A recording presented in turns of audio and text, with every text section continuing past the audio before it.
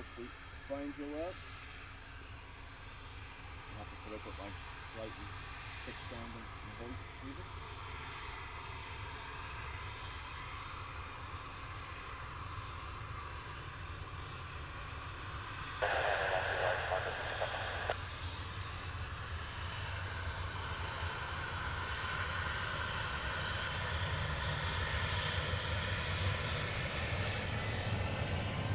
And we start with a wave. Trust you can all hear me okay?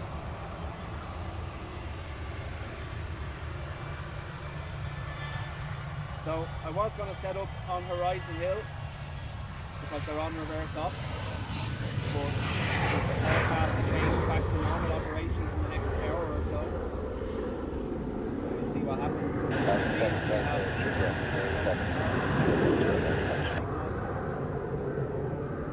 We're just away from the cabin. That's great, land for wave 10, we're going to 7.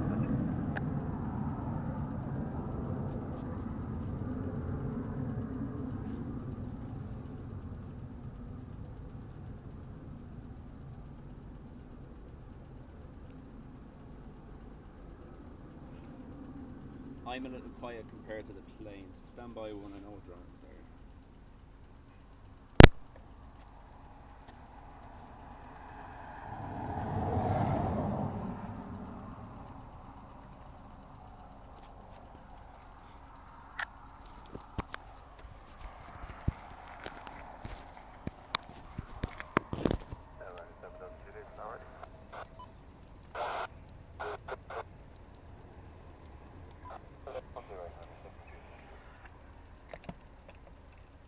Right, let me know if that's any improvement.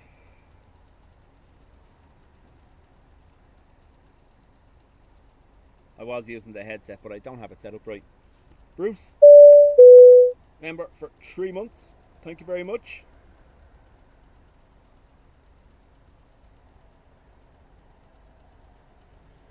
I wonder did I have the headset? I did. That's what's wrong. Hang on, stand by.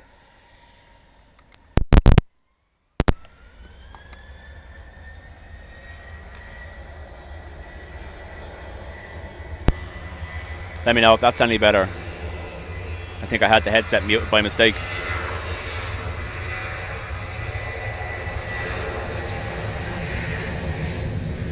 It's a day for not enabling things. Isn't that right, Dean?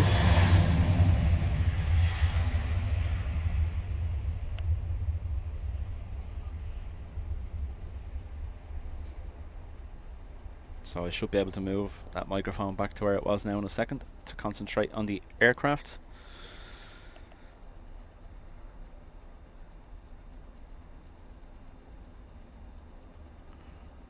You don't mind it being quiet anyway. You hear too much of me sometimes, so I don't mind. Do you mind? Chat is freezing also. Oh, wonderful. Alright, you can hear me much better now. Wunderbar.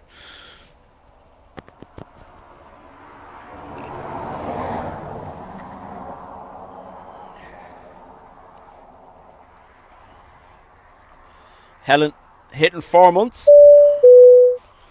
Stand by for Bing Bong.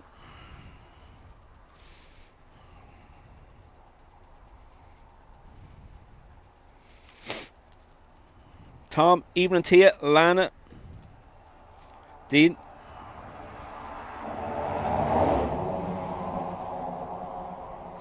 What overlay is busted? As in it's on arrivals? Oh, hang on. Oh, there's an error on the radar box, is there? Roger, Roger. It's going to be one of those days by the sound of things.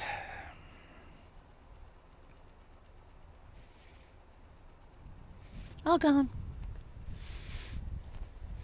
So, give you a look at the sock and you'll see what we're dealing with. I imagine that was probably the last departure we're going to see, considering the way things are shifting.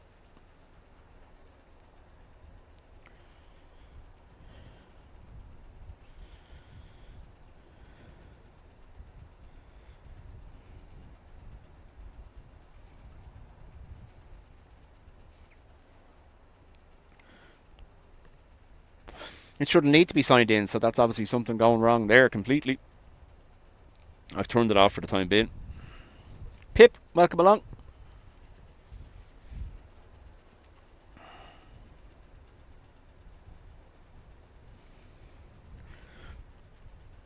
Dean's sock is still floppy.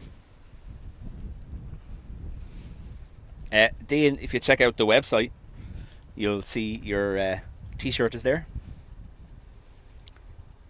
No, more. So I was, believe it or not, initially set up down here. Further down, that spot we've used before. And the ambient temperature in the air, there you go, is 24, 25 degrees. Well, that's what's shown on the van anyway. And the panels on the roof are acting soft. So, yes. I've opted not to stand on that.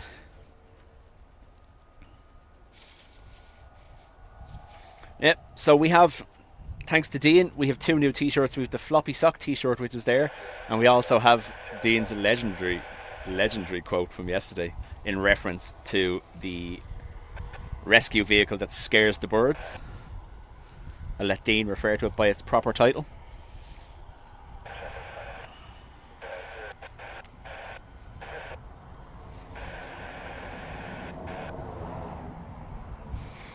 Yvonne has been in the Spotters Club for 6 months. Thanks, Yvonne.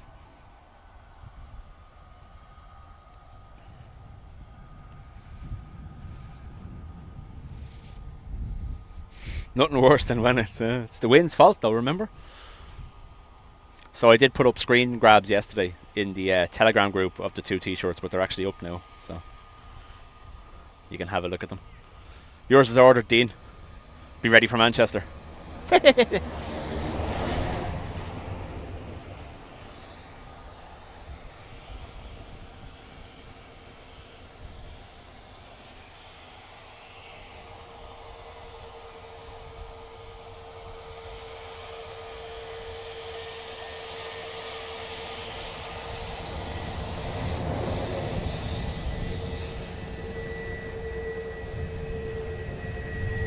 Who's a fan of LRB, I wonder, huh?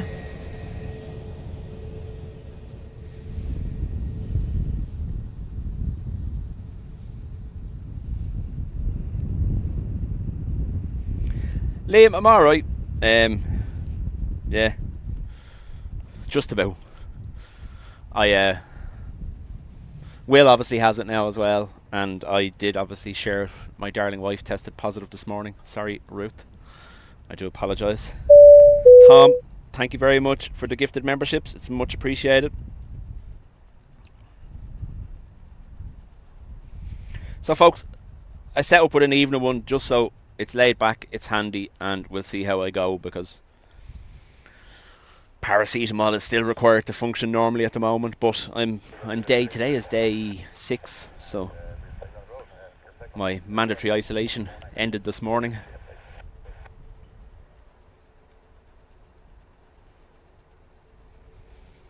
In advance, I apologise. My chat is absolutely dying continuously. Every time I leave it to look at radar box or anything like that, it's just not working. So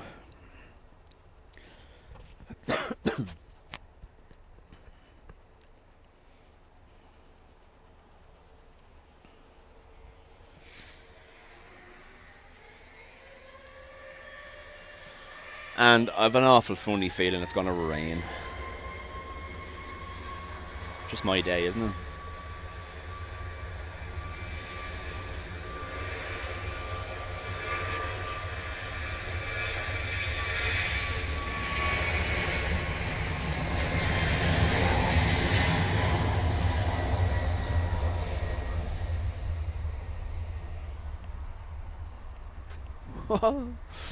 Yeah. Balance up here, alright, yeah. I'm actually glad I'm on the pillars now and not the roof of the van, because, yeah, balance is questionable.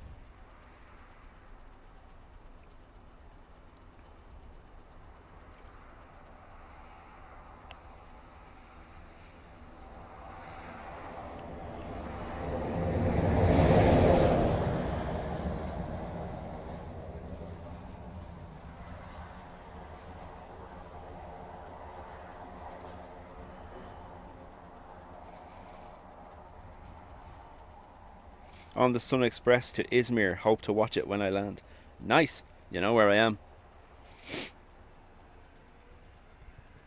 JB, welcome along. That's exactly it, Tom. It's more of a case of I've been trapped in the house the last 5 days up until today. So yeah, very much so. Just want to get something from the van. Stand by one.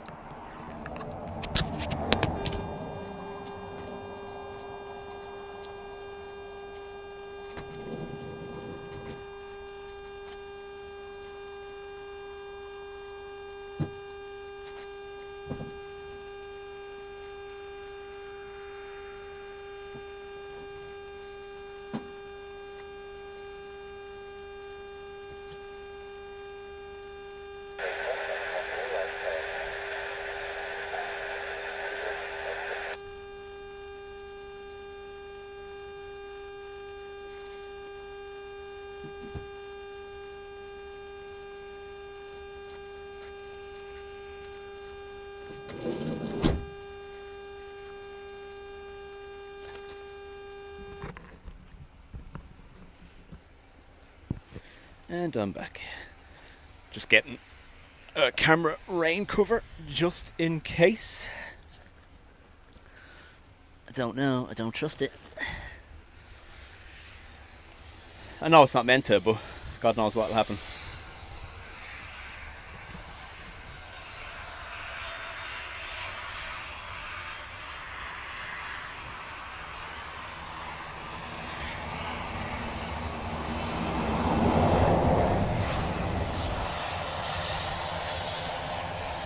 Oh, hey, proper waves.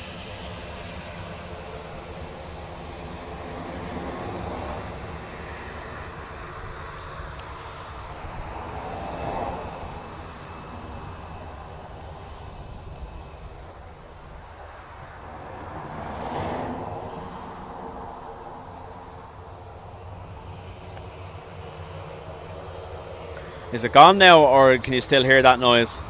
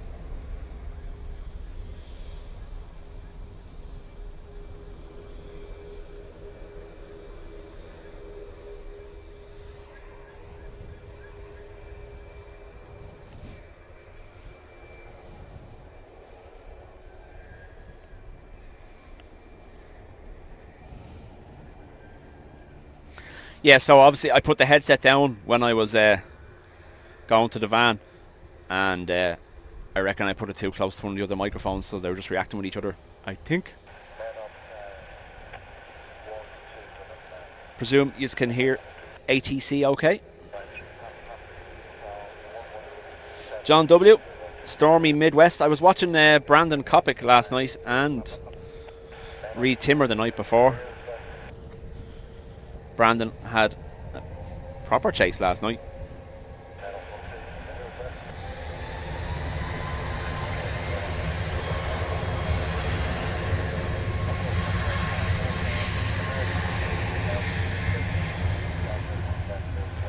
If you think I need to throw on a filter just to darken the screen a little bit, do let me know. It looks okay from here, but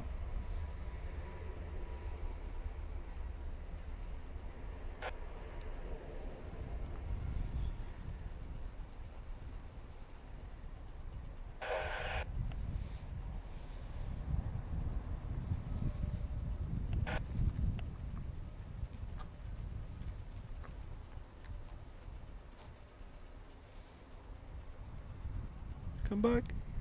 There we go. So it's changed from what would be headwind for the departing aircraft to a crosswind now, as you can see from the SOC. 1 second.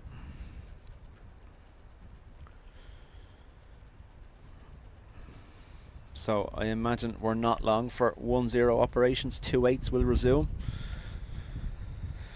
We shall see. Be nice to get the evening wave of 330s out here in the next, what, 10-15 minutes or so before they change.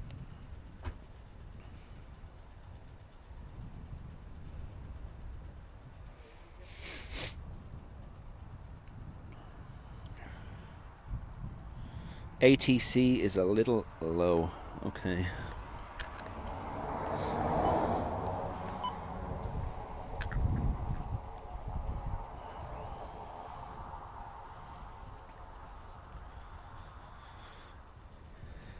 Tom will be right back.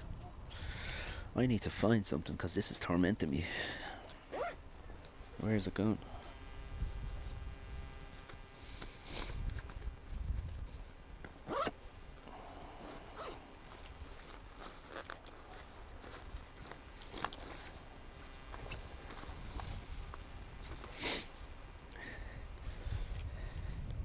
Obviously, you'll have to bear with me because like things will be all over the shop. First stream back while I'm sick, so I'm blaming the illness. It's definitely not my forgetfulness.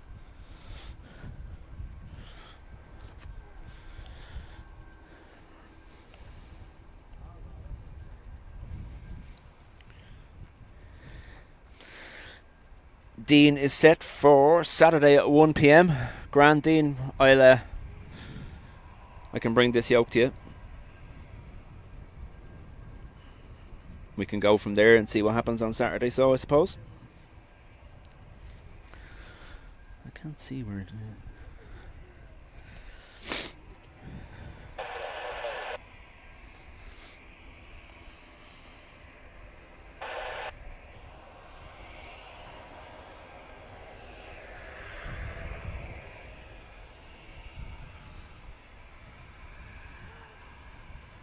Rajesh, welcome along. Larry. Liam has 2 days left of his holiday. Nice little stint for you, Liam.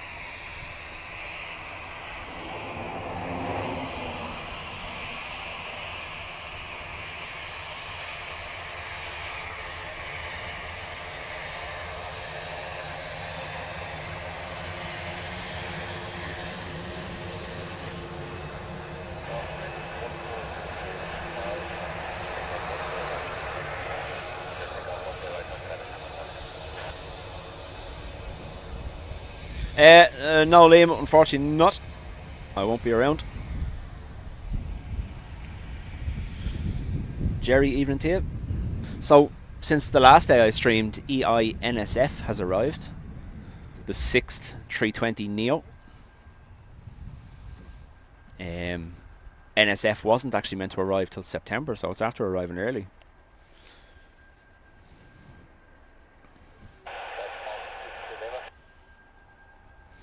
Oh yeah, Jerry, I'm not too bad now. I was worse. You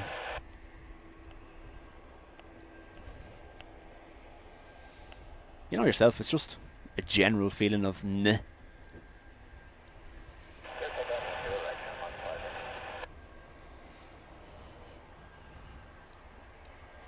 Patrick, welcome along.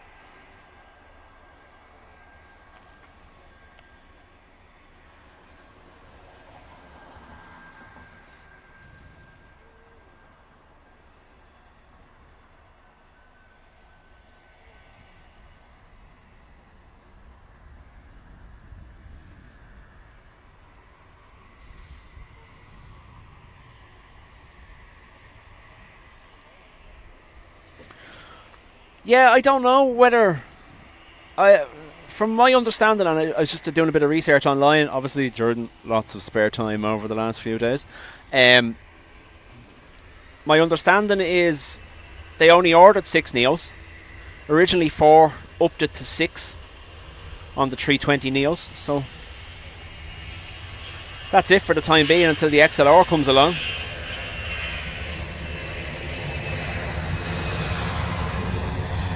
But with IAG playing the way they are at the moment, will they get any of them at all now at this stage?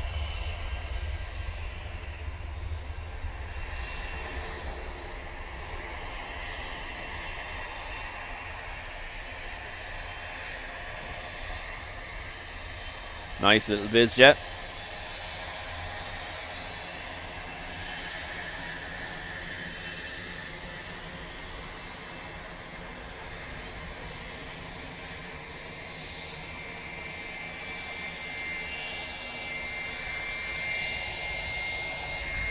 Are we going to get a froggy turn in front of us? Will they go, yeah, we are. Yeah, there, look. Froggy.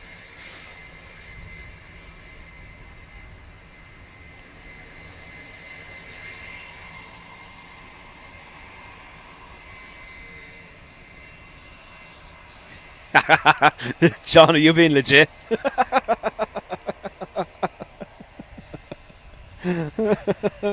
Thank you for making me laugh.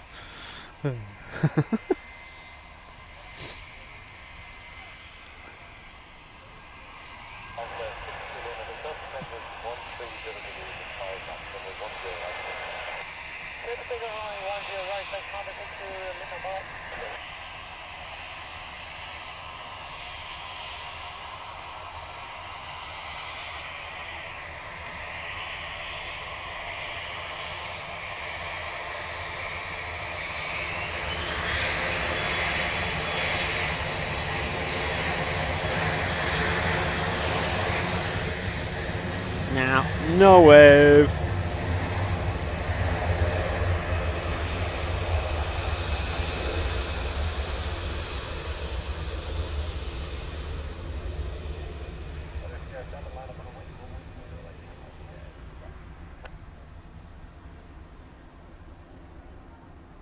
Again, I'm missing a little thing off my tripod that helps smooth all this out. I am sorry. That's what I've been looking for.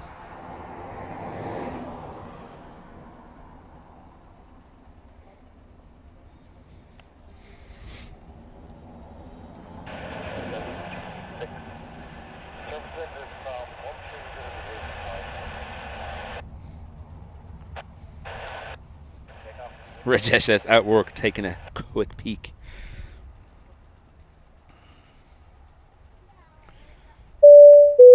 Helen, sorry, I wasn't looking at the phone. Thank you very much for the gifted memberships.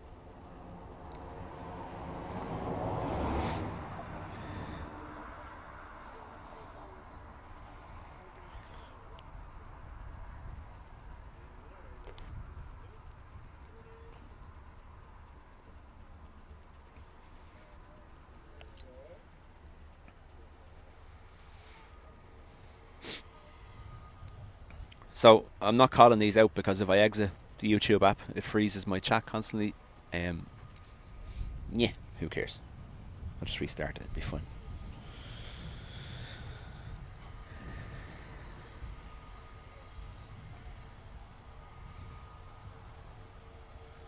So, Aer Lingus to PMI is what you're looking at there. Mallorca.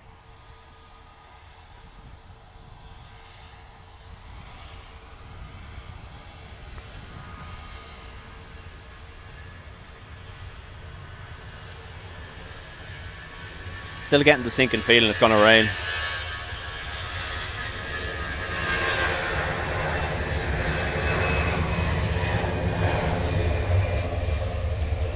Away from the 21. Will we get away from the 21? Nope.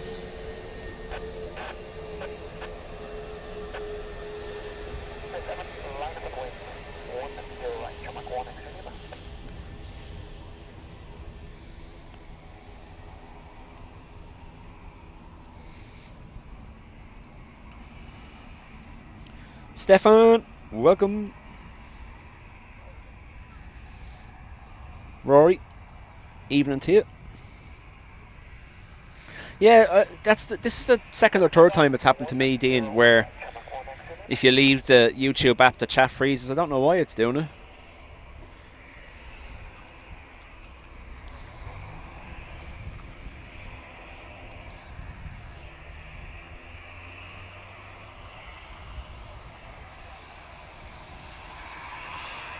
EIK and FNH are both pinging.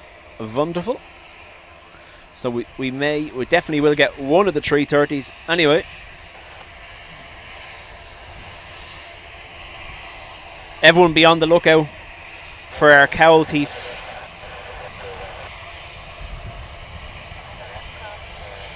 We think it's is it Dell and Gam that have the 2 retro cowls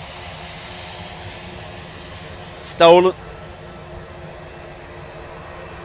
So I was actually looking yesterday on Dean's stream. If those 2 cowls were put back on the retro, the engines would be back to the way they were when it was first painted. I believe this is off to Philadelphia. 321 Neo.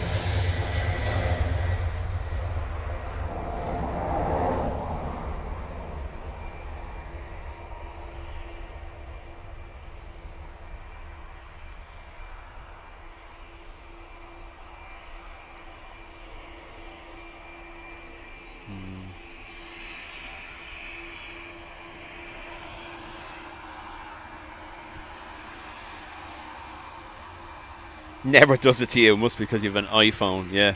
Because that iPhone hasn't caused us the world of trouble at all, has it?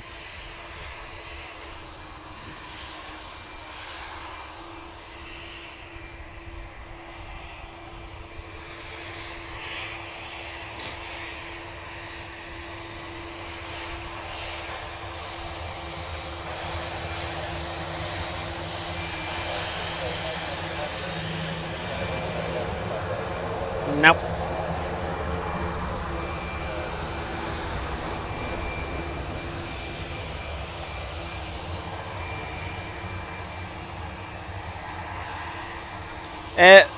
Forgetful, when we started it wasn't working for some reason. People said so, I have it turned off at the moment.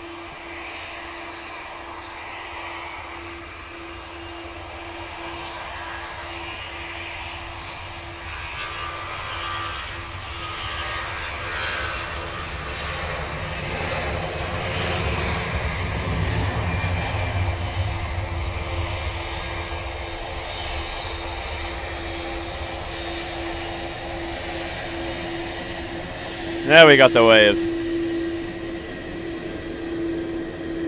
Fairness, I'm still here begging for a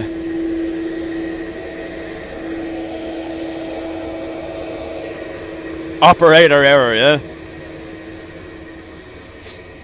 Dean owes me an hour of my life. Dubjet tech support.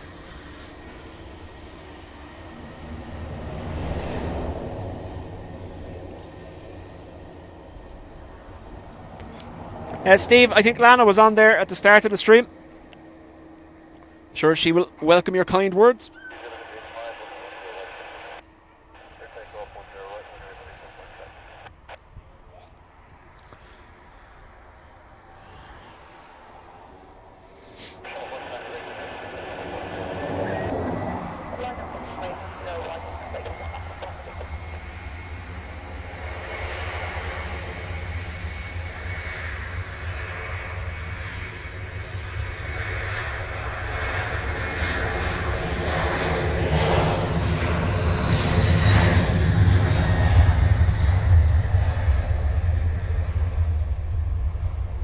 It's an awful close birdie there. Did it make it out? Or was it just an optical illusion?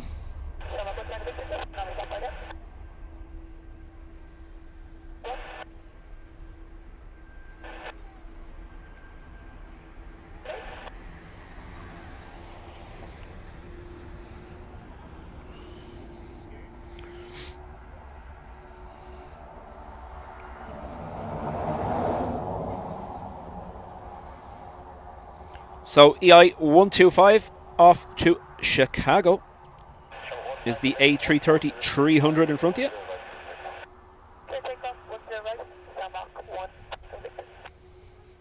Peter, welcome along.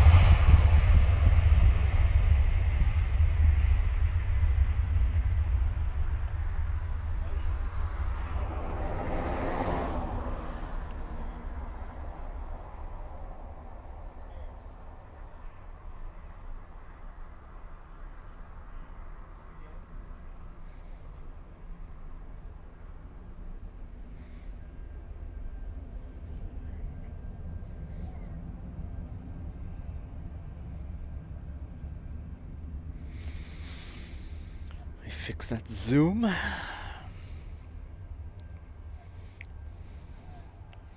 Now let's see. Hello, plane. That's better. Hello.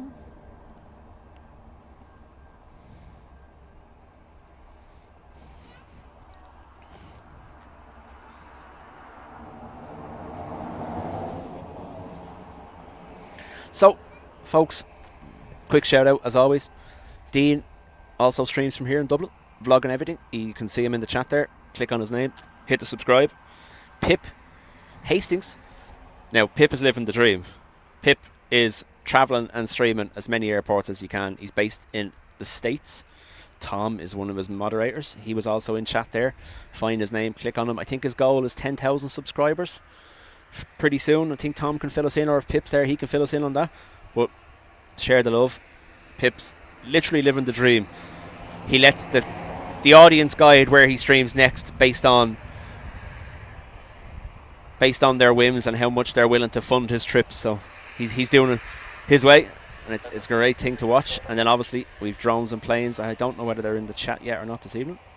Based in Manchester. Kind of building ourselves up a little network of streamers. We'll just launch a TV station, 24-hour non-stop airplanes mixed between the four of us. What do you think, Dean?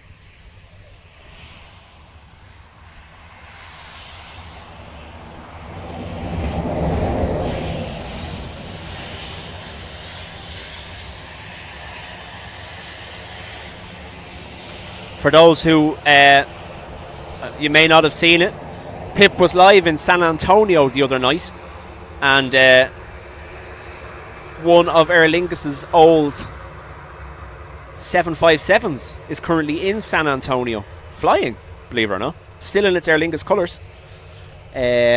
EILBR is the registration. It's in San Antonio to be converted to a tanker currently.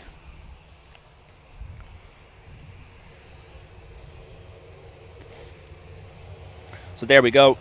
Thomas said Pip is looking for 10k subscribers by October. I think he's on 5.5, 5.6 there now, Tom, isn't he? There's a never-ending wealth of streams to watch, trust me. What do you think I've been doing the last 5 days while I was in isolation?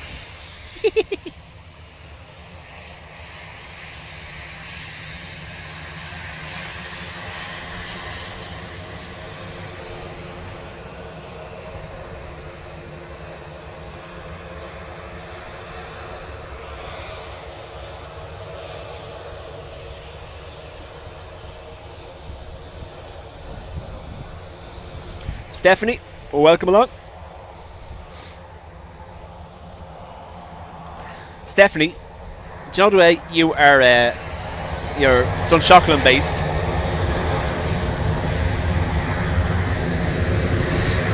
Just see your profile picture there. If I said the name Eric, would that mean anything to you? Oh my god, don't you dare rain.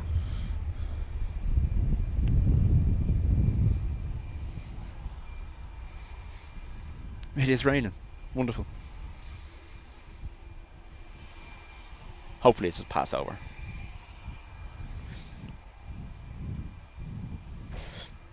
Let's not take that risk, huh? Alright, stand by. First time using this rain cover. Don't know what's going to happen. Probably will wreck the place. I apologise.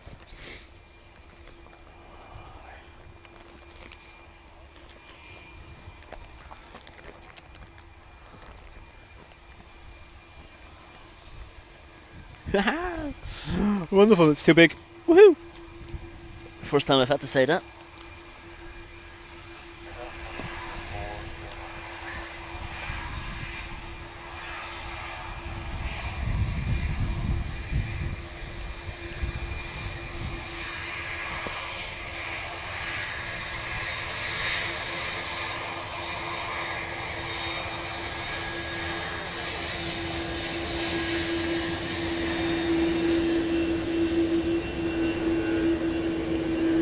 Right, stand by, I do need to get a cover. It's starting to hit quite hard.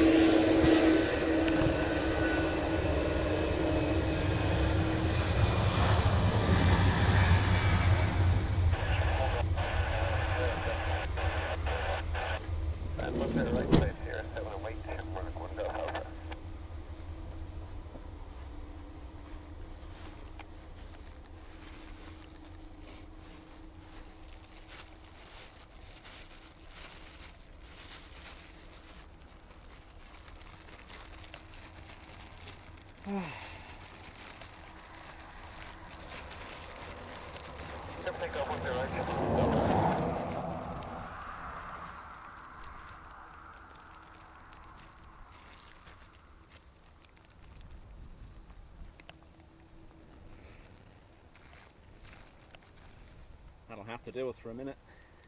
I might get my own one as well.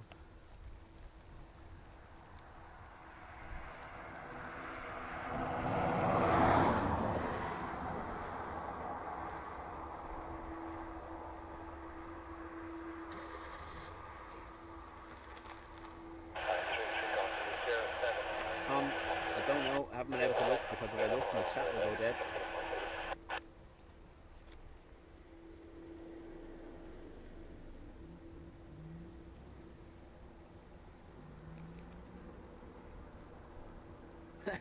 Rain, wonderful.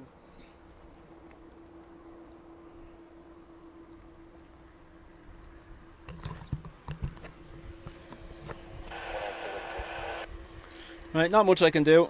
It should pass over in a minute or two. It's not that heavy looking, but I just have to get the camera covered at least anyway.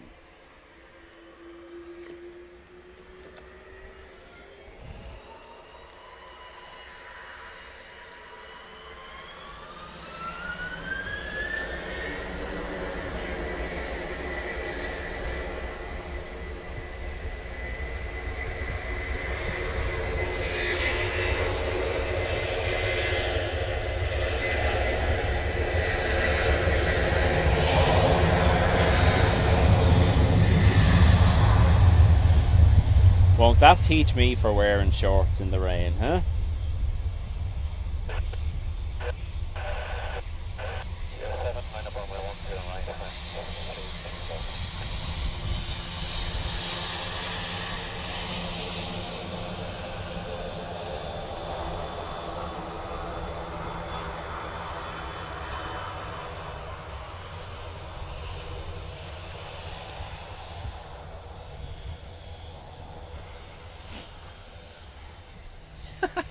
So busy covering the camera, I forgot to cover all the stream gear. Genius. It's gonna be one of those days.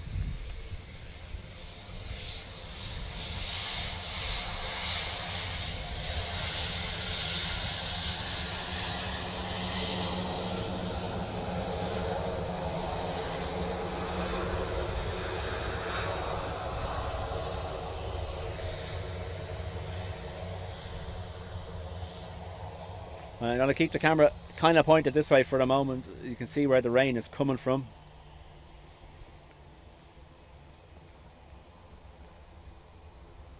We're moving into a tailwind for these departures, which means I do think they'll switch to 2.8 soon enough. Junior, thank you very much.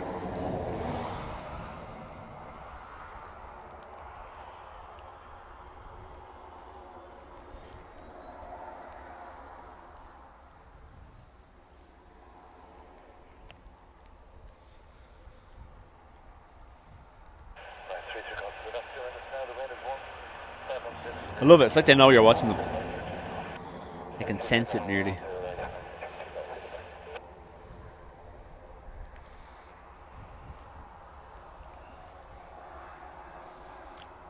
Stefan, thank you very much for the gifted memberships.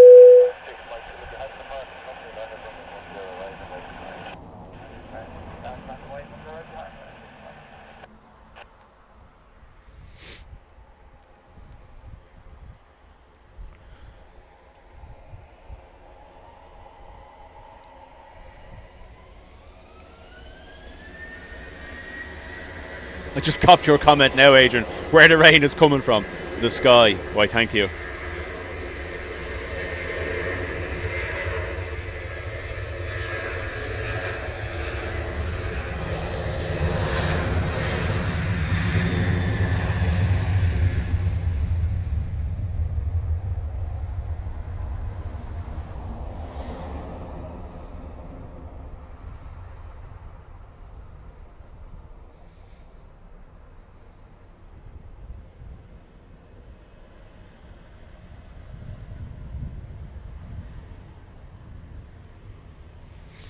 Thankfully, the shower is gone.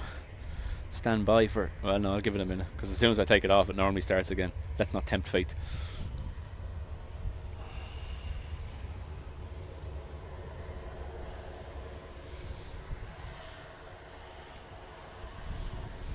If I am missing your messages, I do apologise.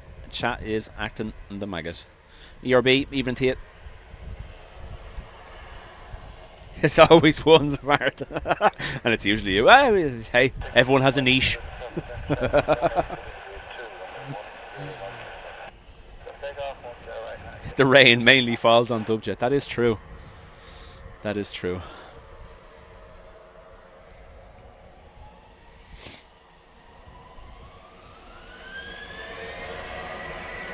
Going through Dublin Airport now. Anybody used to this drop and go parking? Yeah. It's not even in properly yet, Jerry. It's just mayhem. That ramp is mayhem. I have to go over that ramp every day to get into the work car park.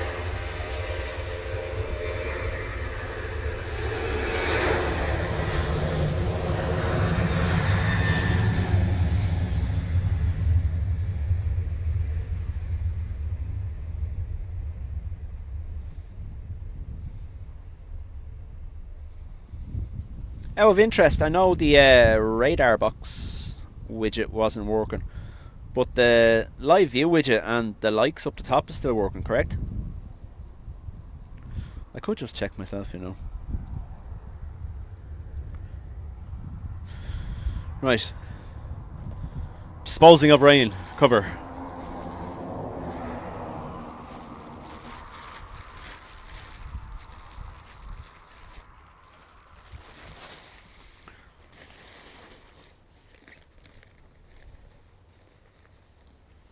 Don't freak out. Wipey clothy moment.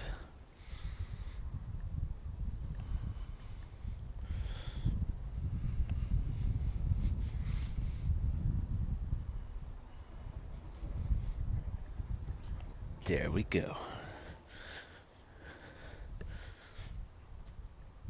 Yep, still working at the top. Right, okay. So stand by. We'll do a little trickaroo here and see if it works. I'm not holding out any hope though, but we can but try. So put that on, and that, and that. Now let's see if that worked.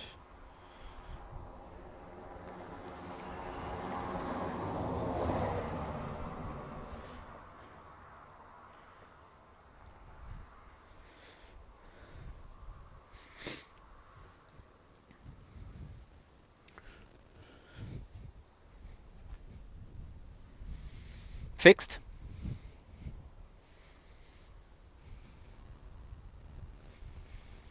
Should be there now.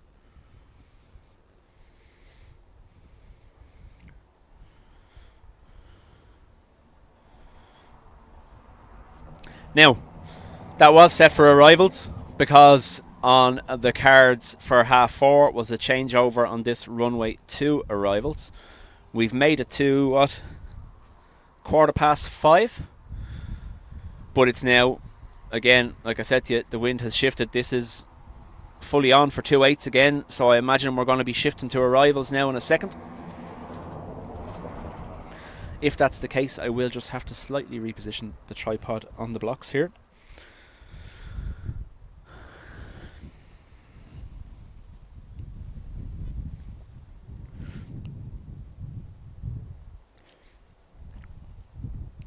Yeah, you're just a little bit. Not too bad.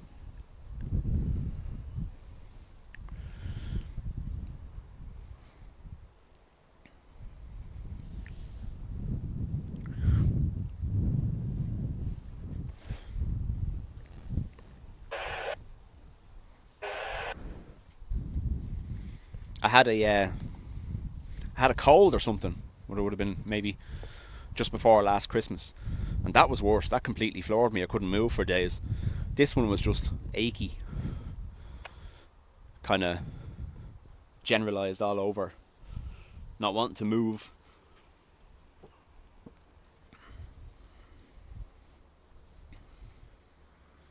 Tom says, looks like the 3:30 to JFK is still coming towards me. I won't complain, Tom.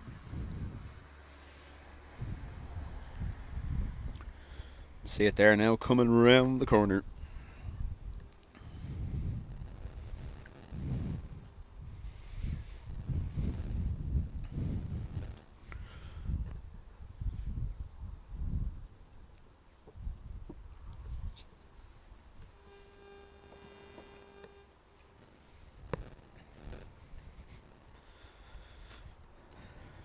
So, that radar box is showing arrivals only, I believe. There's nothing I can do about that for the minute. JB, we'll see how it goes. There is we have 2 777 cargo, 767 cargoes due in this evening, and potentially a 757 cargo around 8:30ish for the last one. So we'll see how it goes.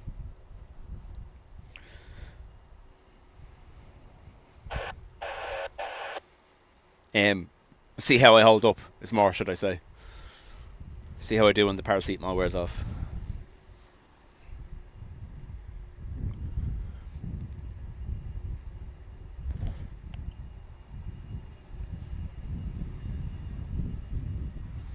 Size of this thing.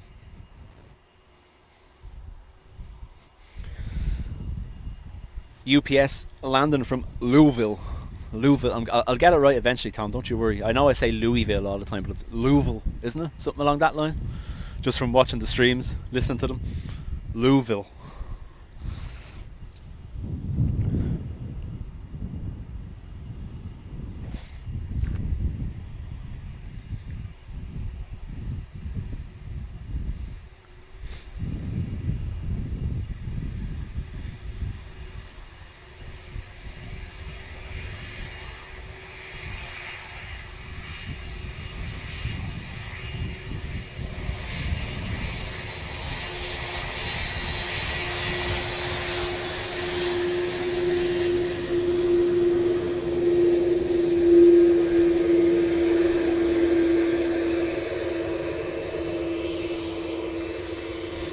EIL recently refurbished. Was in Bordeaux for a little while. Getting a new interior. Friend of mine was on this morning, I believe. I think it was EIL, off to Faraway. Bertram, welcome.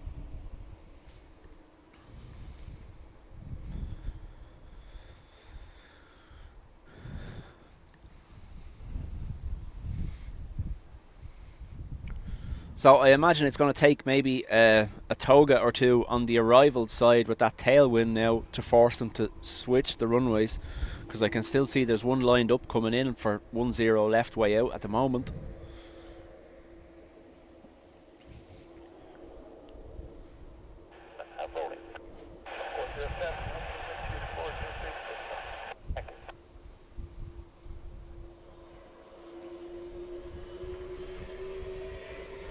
take more paracetamol and don't mix them with Dean's pills. Yeah, it's the last thing we need, isn't it?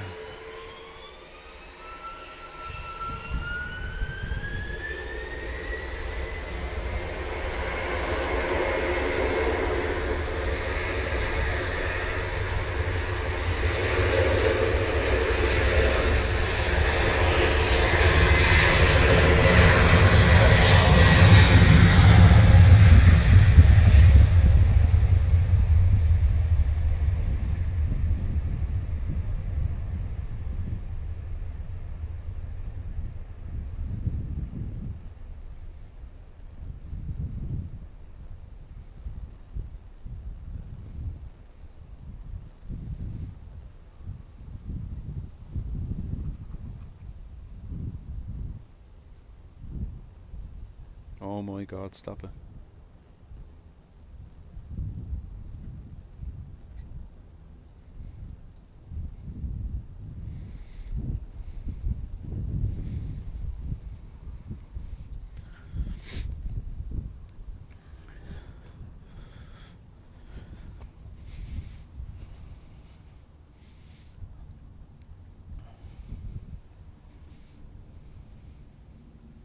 Lady Helen, evening to you. See, this is all my comments are going missing. John, drones and planes, evening. Diana.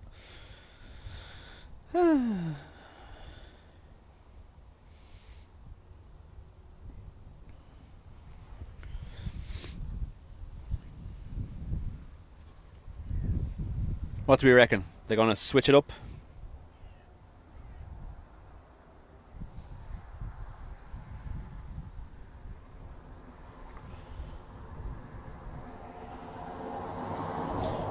Omar, evening to you. Donna. Like I said, wasn't ignoring yous. Phone's acting up on the chat. Nothing I can do about it. Even when I don't exit it now, it's glitching out for some reason. I might force stop it in a minute and just... may as well do it now while I say it. I fear I'm going to get another blast of heavy rain, but we'll see what happens.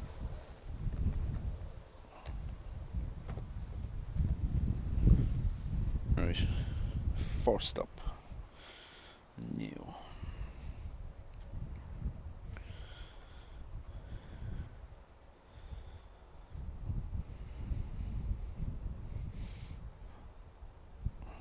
Aviation Wizard.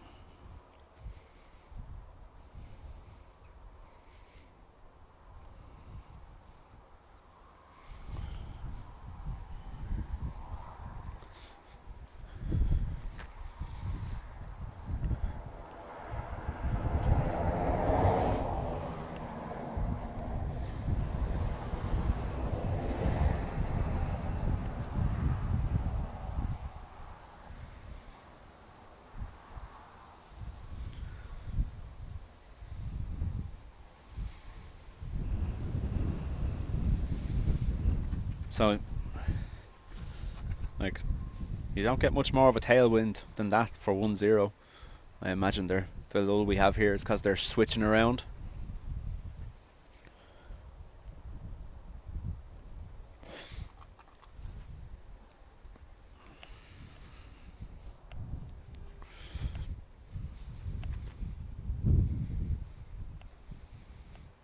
Oh, I just realised who Aviation Wizard is. Right, okay. We can put it to the people. Aviation Wizard stole a video from our channel and used Will's voice 3 times without asking us. You know, a child's voice, but thinks it's okay. That's what they're emailing me about.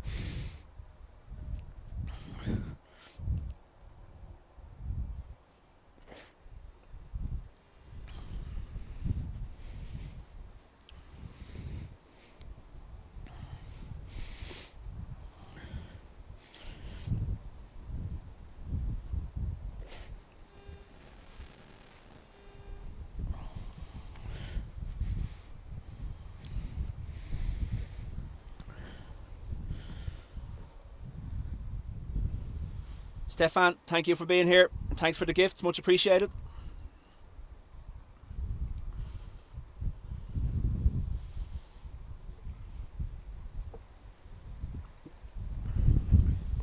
No, it's not, is it?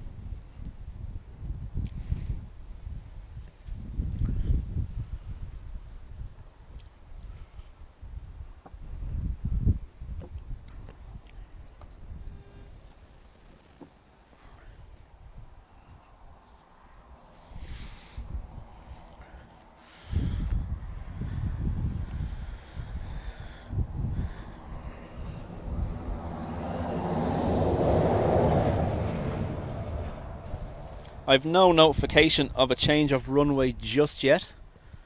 However, I see nothing approaching 10 left and nothing approaching 28 left. So let's see what happens as it starts to rain again.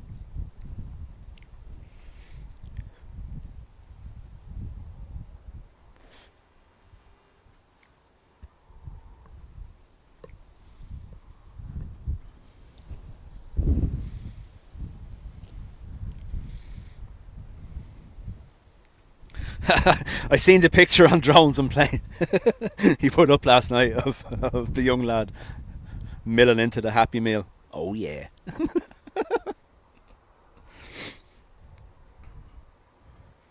John, you're getting that now because that's obviously my lad's getting that little bit older and his priorities are changing.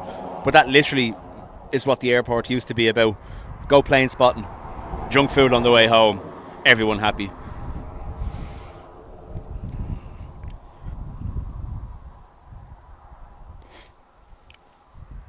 Rain Magnet Paul is working again, yeah.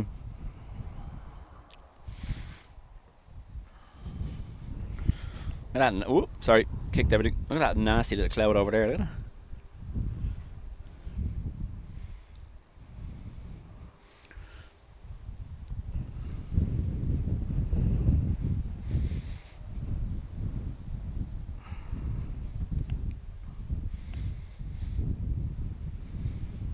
I wouldn't mind. Will still tries that when we're here and we're going home. He'll still ask to get food on the way home. It's just not a Happy Meal anymore. Wish it was. He'd stop eating. Dave Flynn, welcome along.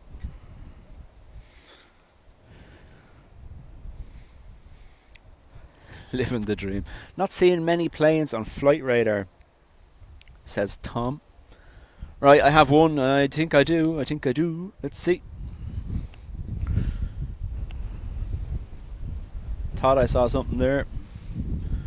And again, I could be just imagining it.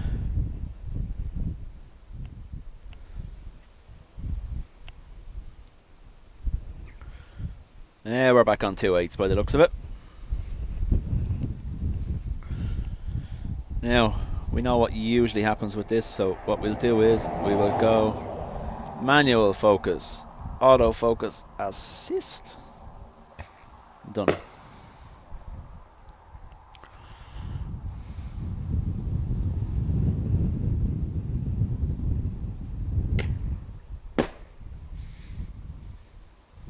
Now remember, super zoom means not so clear. Oh, look at you.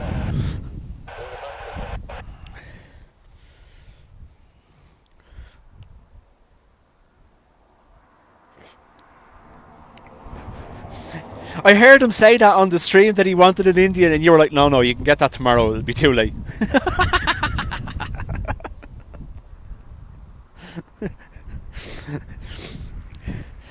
And the best part is it's his expression afterwards. You could probably almost hear his face when he was like, oh. But yeah, he's obviously settled for the Happy Meal in the end. Knows not to complain too much.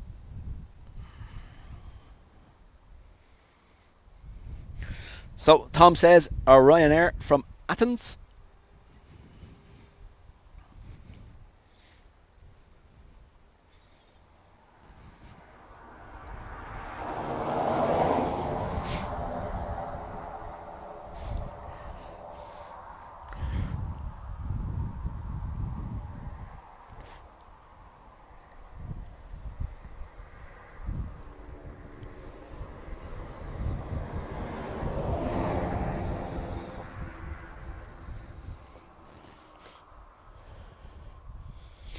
Dave, Greg said he is out and about today. He wouldn't be online. He did put up a comment in the kind of the pre-stream chat yesterday for you, saying that he gets to go out one day a month, and that's today, so he wouldn't be around.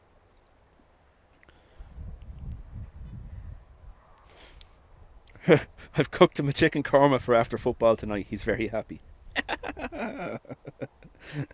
You see, that's where John does it right, Ado. I've always just straight up abused Will with the microphone on. Occasionally you hear the crack of the belt in the back of the stream, but no. Feels like we've been watching this forever, 'cause we have. Katie D, just had McDonald's for lunch, but my kiddo asked for it. Yeah, blame the child.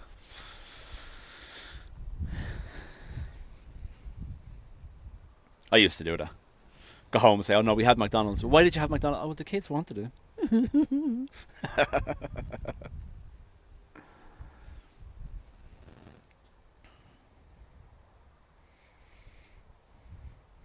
Liam's having a buffet for dinner.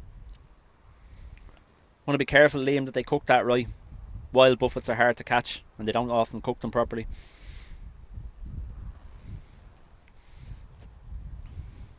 It's another joke I played on the two brothers.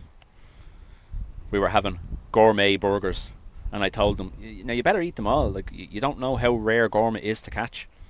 And they were like, what? A wild gourmet? Yeah.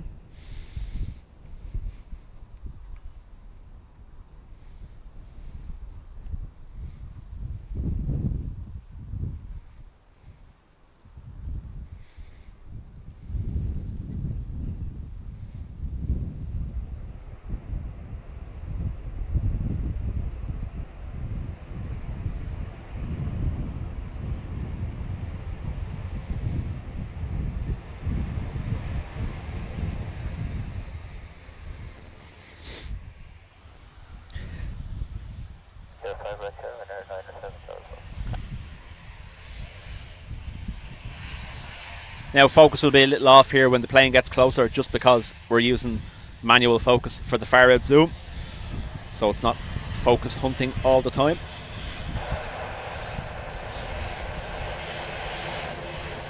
Bring on the waves!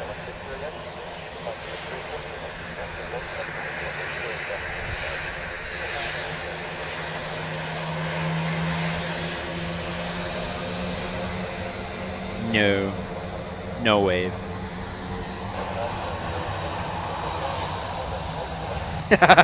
Dan, thanks very much. Get myself a Big Mac on the way home.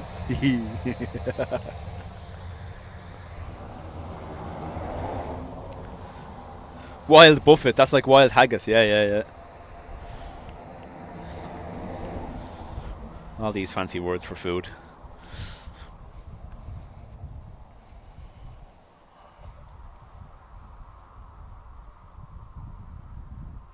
Oh, who copped that?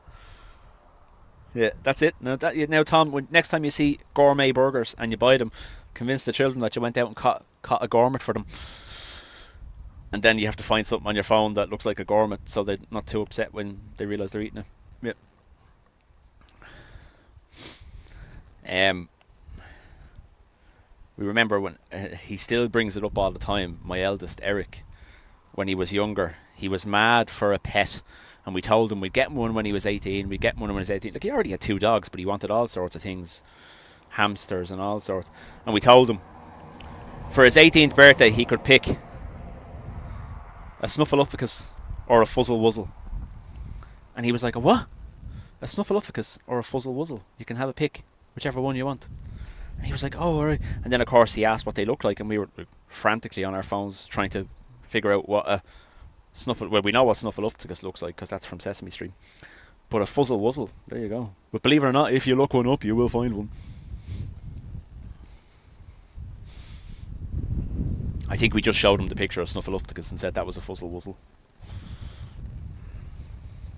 But yeah, all the way up until he got that little bit older and he realised, he told everyone he was getting a fuzzle wuzzle for his 18th birthday. Pure heartbreak the day I told him they didn't exist.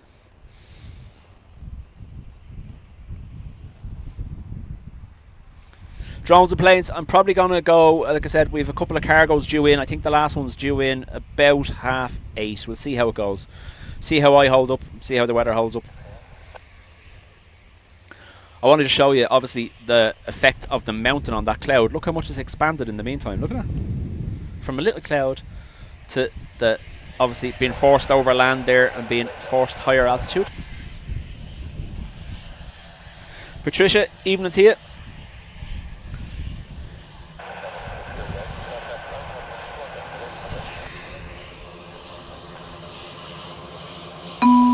Dan, I just realised I forgot your...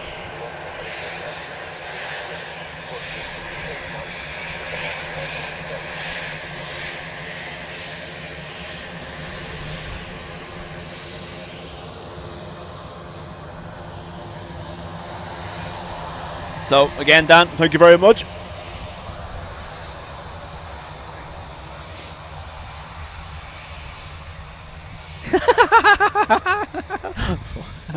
Literally watch that expand in front of us. Look at that.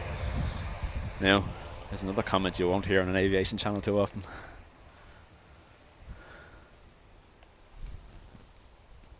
Unless we're talking about hot air balloons, of course.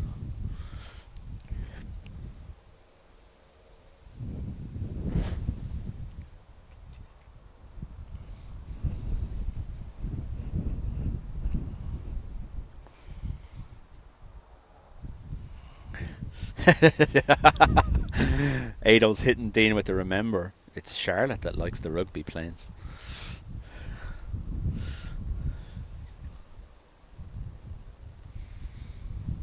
Dean's stream yesterday was entertaining though. Especially when he doesn't realise he's saying things. That's the best part.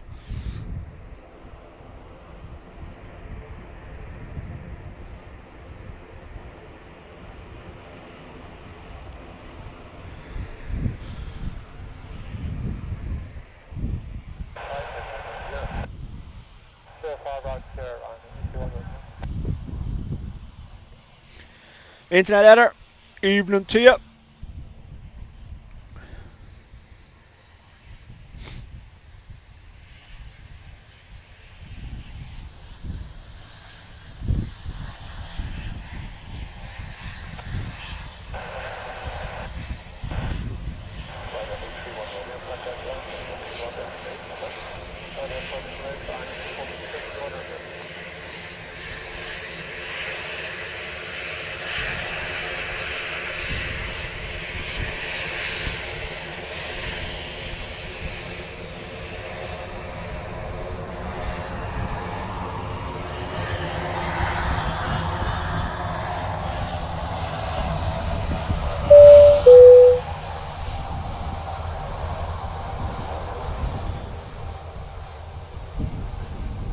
Yvonne, thank you very much for the gifted memberships.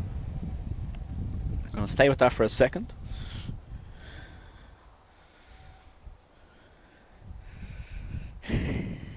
Adrian says, it's great when he's in Dean's chat, he doesn't have to lower the tone because Dean does it all himself. Paul. Yeah, so Paul, Dean was here yesterday and he got the privileged 777 arriving live on stream. You'll be able to find him under vlogging everything on YouTube. He's not selling that. It's vlogging, not flogging. And yeah, the privileged style arrived while he was at this spot here yesterday. I think it came in from Faro or Malaga, if I'm not mistaken.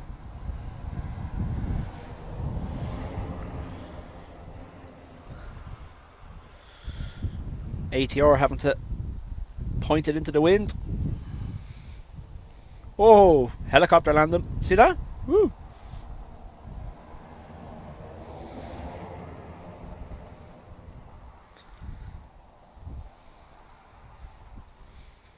Oh, bouncy bounce. 2. Wow. If that still makes Sierra 4, that is legendary.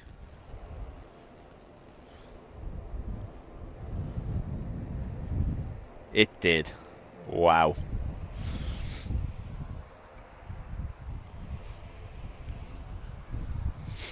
Thanks, Tom. Much appreciated for that, by the way. I was going to do it anyway.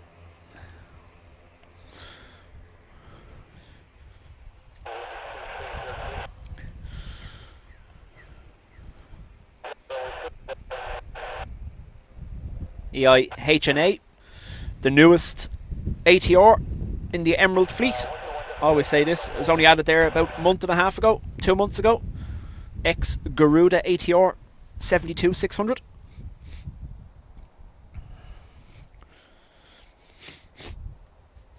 Definitely caught a bit of wobble there as they were approaching the last couple of 100 feet. Look at that cloud just exploding.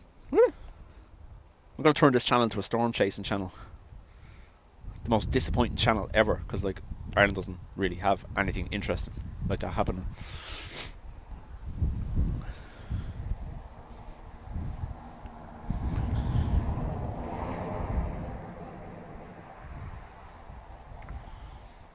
So that started with that ATR. They had a little bit of a sink just around that height there, and then they were correcting after that ever since, but they definitely caught some wobblage.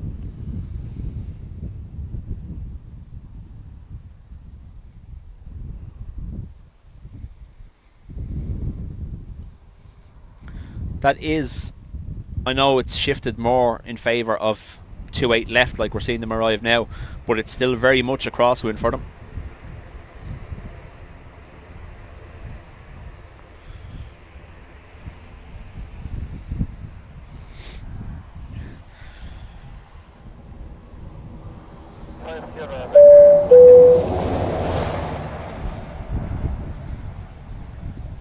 And thank you very much for being with us.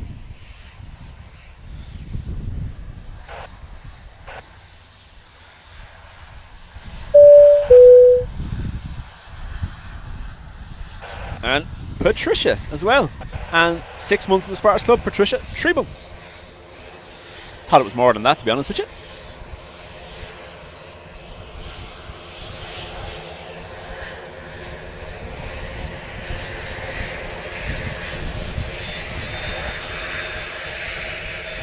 Double wave. Thank you very much.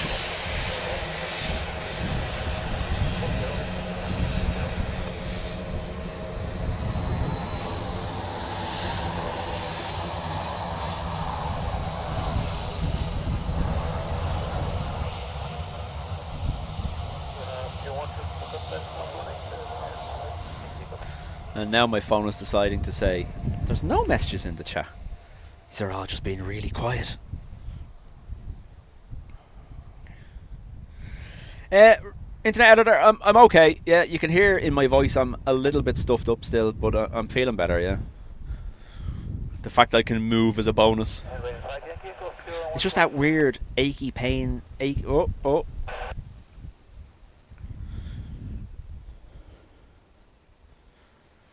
Getting a bit of a roller coaster.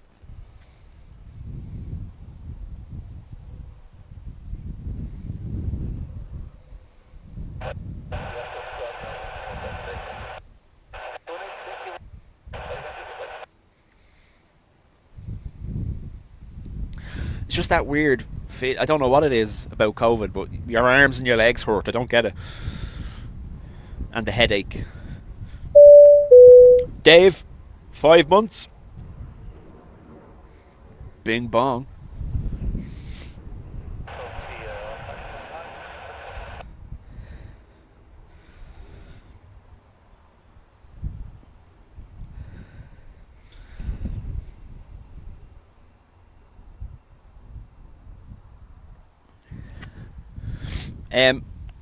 Folks, just in case you think I am ignoring you, it's not the case.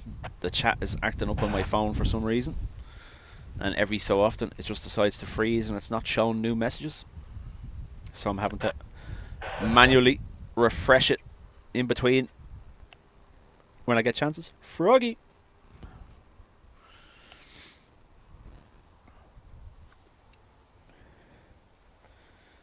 Anne says, I had COVID in May. It took 5 weeks to get back to normal. Wow. What is normal? Yeah, well, that's more of it for me, really, isn't it?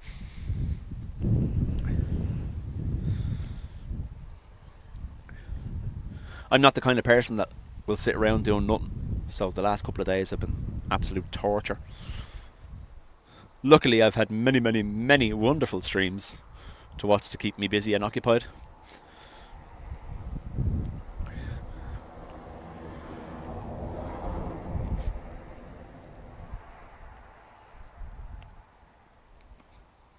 As well as providing emergency tech support for others.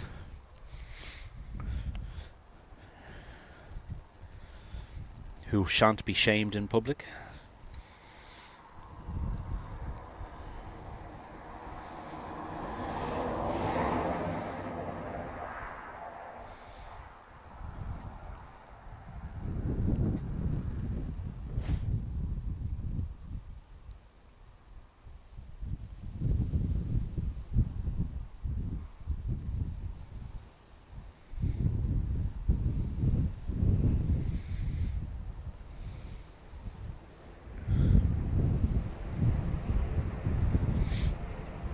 So if you're wondering why I'm not looking up radar box to call these all out yet, that's also the reason.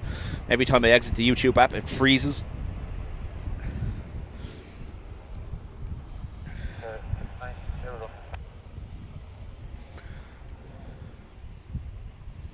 Will I be at Dublin Airport on Tuesday morning for the A350? Don't know yet. Kind of said I'd set this evening as a relaxed evening stream just to see how I do.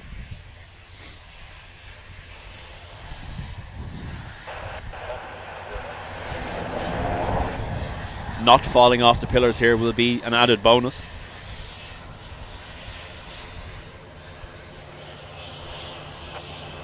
Commodantless, sorry, there you go.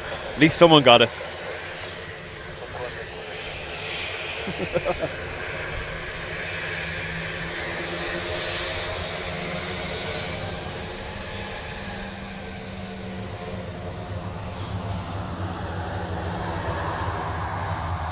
That's right, Helen. At least, yeah, I imagine those people that, when COVID was first doing the rounds, the people that got it then were absolutely, yeah, you can see why so many people unfortunately didn't make it through. This is only my second time having it. We managed to dodge it all the way up until September 22 was the first time we got it.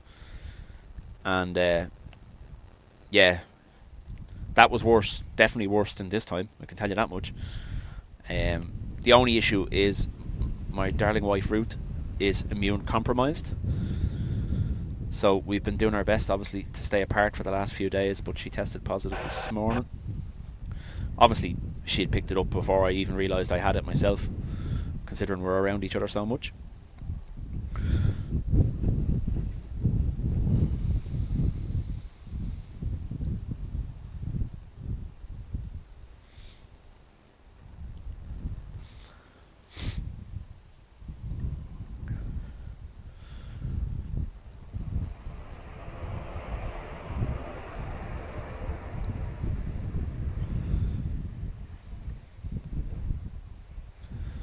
So just in case you're wondering, it is a little bit of a battle here. The breeze, just the angle of it is hitting the lens almost perfectly as I'm panning to the right here. So that's what those little jumps are, unfortunately.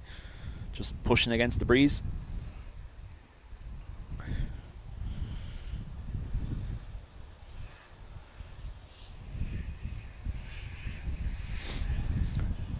Tom says, first time I had it was a roller coaster. My wife thought I was milking it. Yeah, I have to say, Tom, first time round, yeah, I had it. It floored me for a couple of days. I felt great afterwards, and then all of a sudden, out of nowhere, floored me again. I don't know what the story was.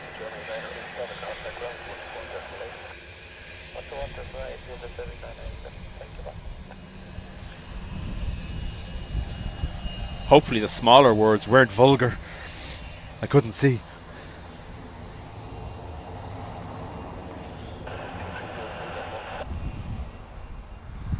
Mum was kind enough to bring it home from work in the initial wave. She didn't get it, but it did. Yeah.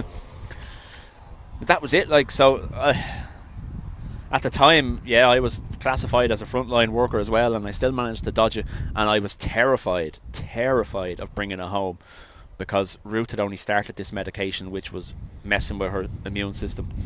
Now she's since on a different medication, but she's still, it's still, it's not immune compromised, I think the term is immunosuppressed, isn't that the correct term?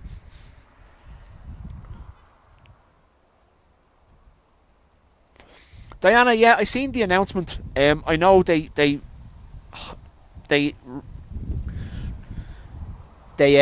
kind of teased it a couple of months ago with just one picture, and then last week there, or a week, 2 weeks ago now, nearly at this stage, they released the full plans and the fact that they've lodged for planning permission. The initial application they made was rejected, believe it or not, because they had a coffee dock there, and Fingal County Council rejected the same. They were told to remove the coffee station, so I don't know what happens next.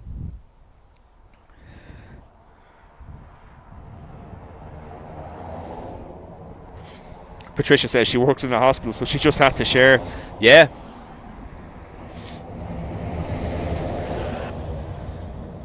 Well, we were obviously based in the airport, and we were terrified because obviously at that stage we had people coming from all over the world still, and you didn't know what was coming in by you and what you were dealing with every day.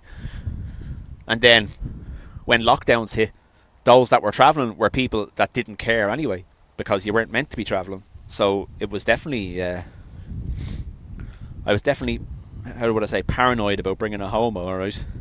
And true to form, when it did hit us in September 22, I was the first one to test positive as well in the house, just like this time.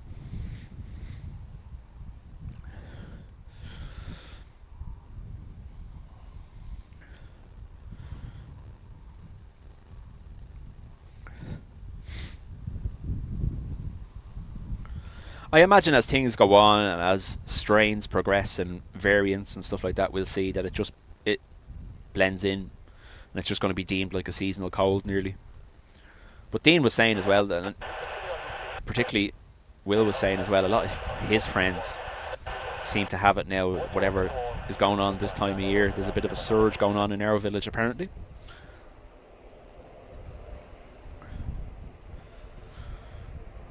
Bring it down, come on. Come on. Sierra 5. Headphone warning. This is going to get loud.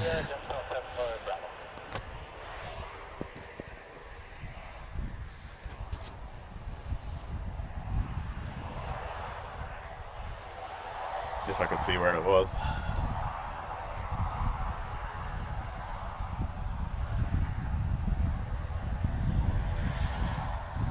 Breeze is going to carry this sound straight at us.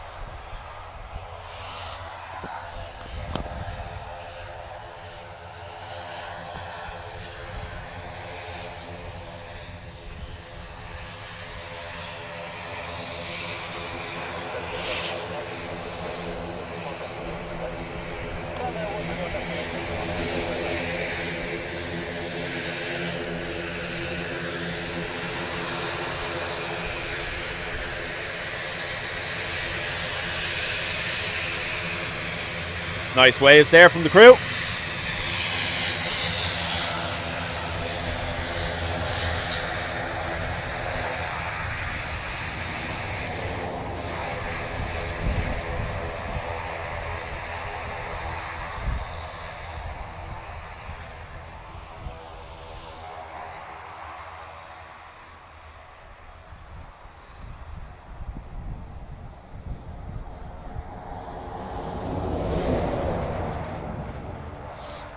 Adrian says wife was on similar medication and luckily it was just a cold. Yep. Like I said, it's we were kind of lucky in September 22 when we all got it went through the house to hold in a matter of days, and yes, she was sicker than us, but nothing severe. And I am hoping it's the same this time. Although she did text me just before I went on and said I'm actually starting to feel it a lot worse now, because she had been saying it was just her throat. So we'll see how it goes. Thankfully Will is there to mind her, and 3 dogs to torment her, so what could be better? Ruby, evening to you. Going offline for a bit so I don't kill myself while getting off the bus. Yeah, don't kill yourself, you might die. That's right. Ruby, how was your evening go? I won't say anything just in case you don't want me to, but how did it go?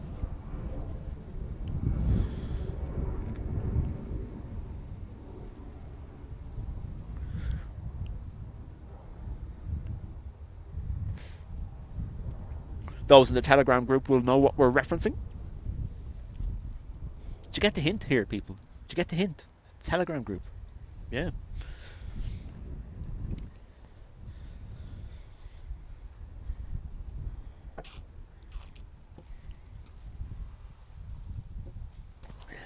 Liam, he went UFO hunting. Would you believe it or not, he went UFO hunting. Rendlesham Forest.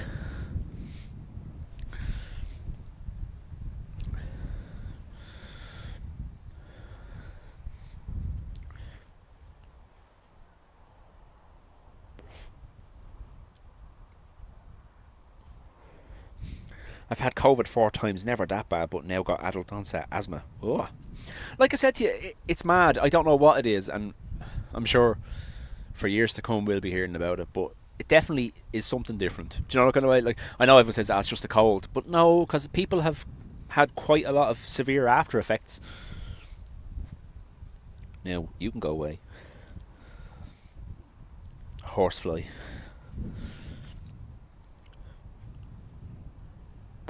Oh yes, and disclaimer for Telegram: turn off the notifications because it's non-stop.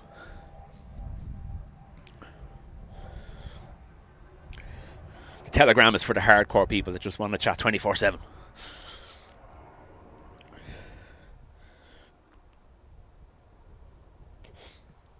Josephine, welcome back.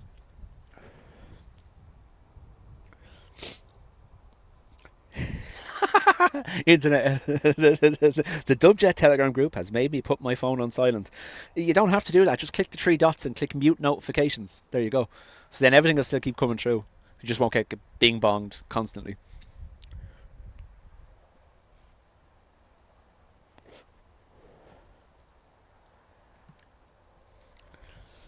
Traumatize people with the Telegram. Hey, I'm the one that posts the least amount in there. It's all you that are at it, not me. Lana says, I got type 2 diabetes out of it. Like I said to you, Lana, it's amazing how a virus that spreads so rapidly around the world can have so many different effects on so many different people. I have been known to wear a tinfoil hat every now and then, but yeah, I just don't know. Like, I know everyone says, oh yeah, it's amazing how the cold and flu disappeared when COVID came along. Well, that's because everyone was sick from COVID. It's a stronger virus.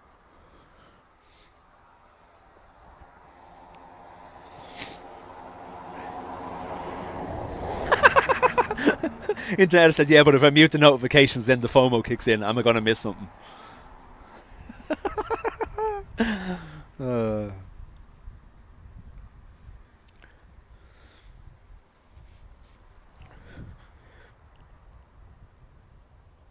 Katie says, never had COVID yet, or at least never knew if I did. John Walton, evening to you.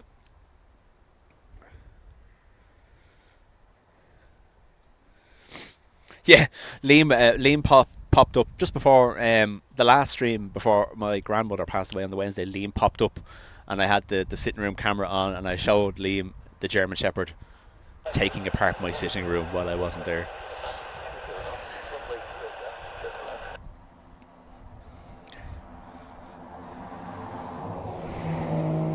Katie, again, similar to that, I stopped at 3 as well. I had the third one in November 21, I think. And for 2 months, from literally about 6 hours after I had it, for 2 months, I had the most horrific headaches in my temples. And I said, that's it, I'm not doing that again. And I'm not anti-vax. I just didn't like the way my body reacted to it. Ford, I'm not on the van. I was going to be, believe it or not, if you were, for those that were here earlier, I did actually initially set up down there. That little lay-by down there for up close. But when I got up on the roof, the pallet base, the plastic pallet base that's on the roof platform, started flexing a little bit. Obviously, a little bit too warm for the pallets. Sat in the sun all day. So I opted against it. Tom says this is coming from Nice. Brian says in and out for the next 30 minutes. Making the dinner. No bother, Brian.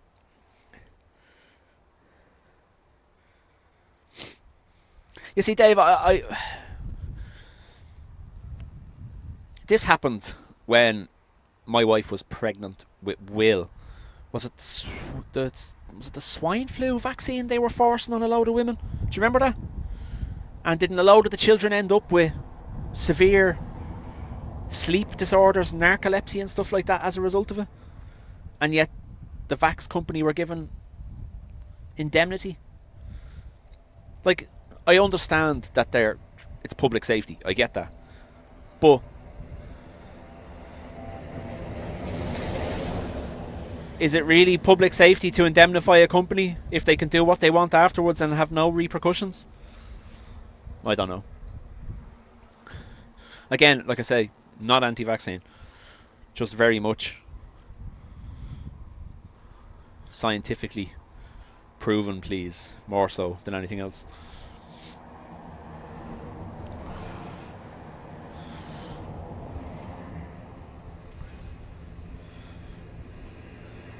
Go on, truck. Keep going. Yeah.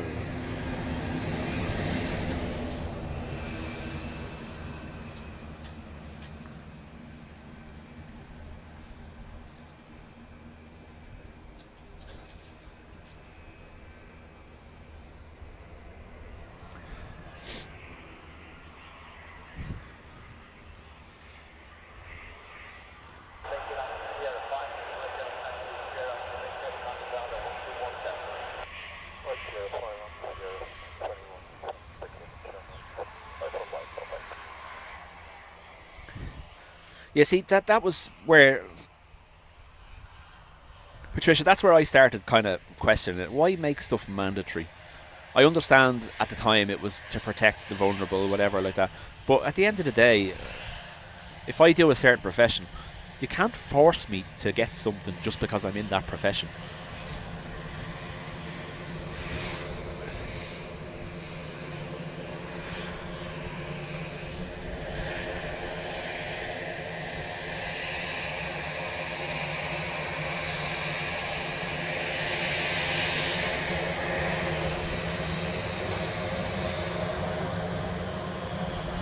Like, at the time,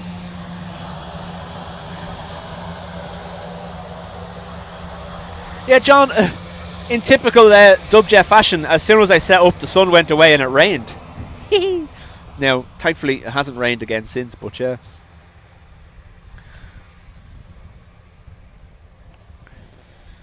Like, Patricia, at the time, obviously you're healthcare based. At the time, you were on daily testing regimes. You had to test every day anyway. So what difference would it have made making a vaccine mandatory if you were testing every day anyway and the vaccine doesn't prevent transmission? Do you get me? That was my logical thinking behind it. It wasn't a anti-government stance or vaccine stance. It was a case of, well, if they're testing you anyway, that's the quickest way to find out whether you have or not, instead of telling everyone to have a vaccine and then wait until you get sick before testing you, because at that stage you've already passed it on.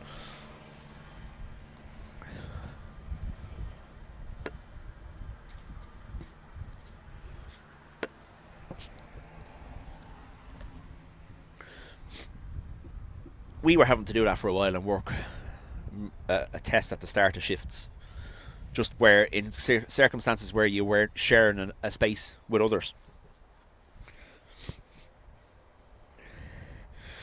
John says it's like the surface of the sun in my house.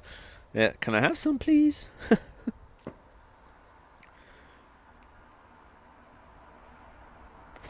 ERB says, Paul, it's Hollywood movies' fault. How many horror movies they did with this kind of subject. Yeah, I know.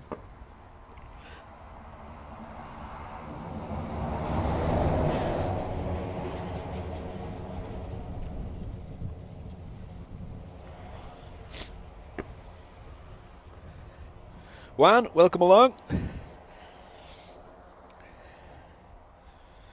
Any divine intervention? I believe I was reading on the news before I came here earlier on that the Aer Lingus management and the pilots are to meet tomorrow. Is that correct? At the Labour Relations Commission. But as it stands, nothing has changed. So the work to rule started today, the 26th, and they still plan their 8-hour stoppage on Saturday morning from 5 a.m. to 1 p.m, isn't it? Is that right? As he frantically counts the hours in his head to make sure he doesn't sound silly. Yes, it is.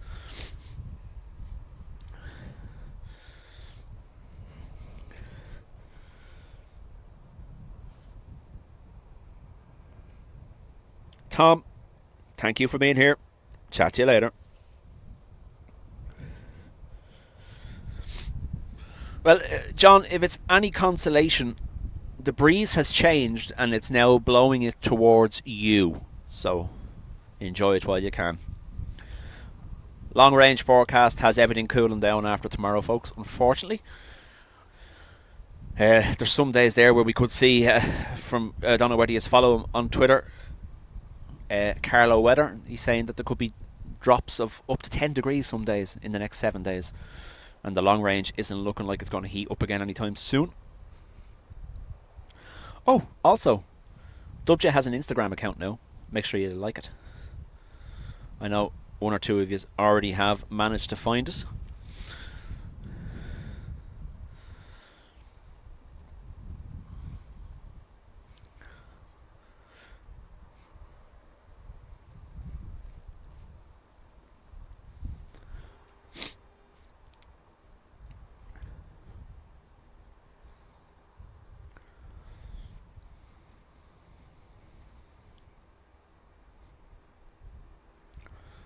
I was joking with Will saying we're going to have to set up a remote tripod on the roof of the van for the winter, so we don't have to stand out in the rain. We can just control it from inside the van.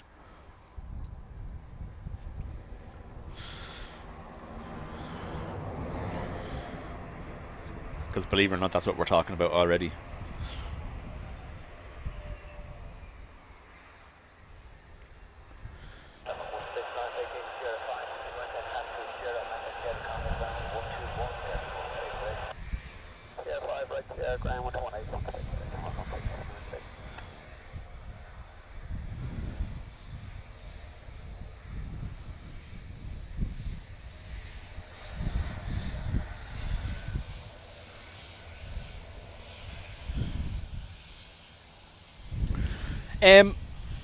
Aviation fan, I won't get dragged into it too much, but I'll put it this way. So obviously Aer Lingus isn't an Irish airline anymore. So you have IAG, who own Aer Lingus, British Airways, Iberia, Vueling, and I think another one. Across their other airlines, they've given their flight crews a 24% pay increase.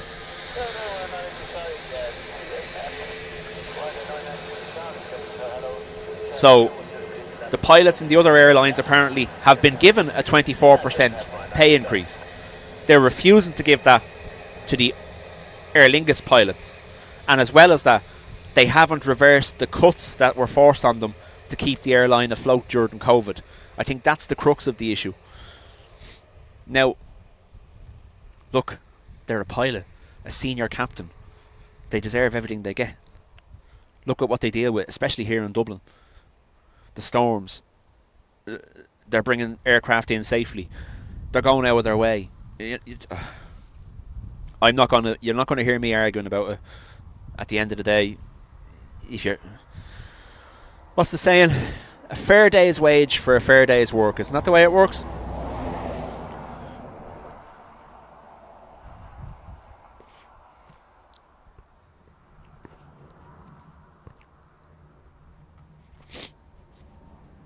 And yes, there are a handful of the most senior pilots. 1 second now, sorry folks.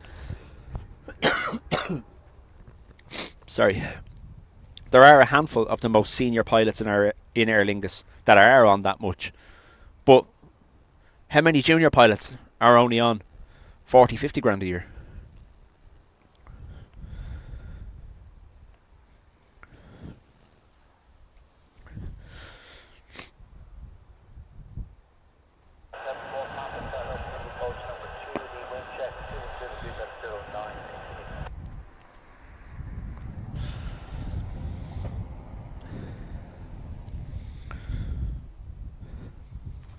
And I think that's what's not being covered in the media as much, and you have to actually go digging and finding out about it yourself to realise that IAG owns all of these airlines.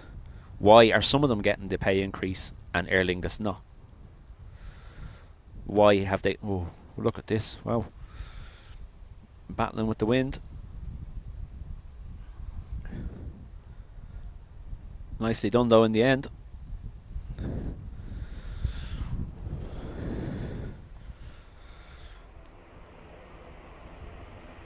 Like, measures were introduced during COVID. Cost saving measures, including salary. Why not reverse that at least?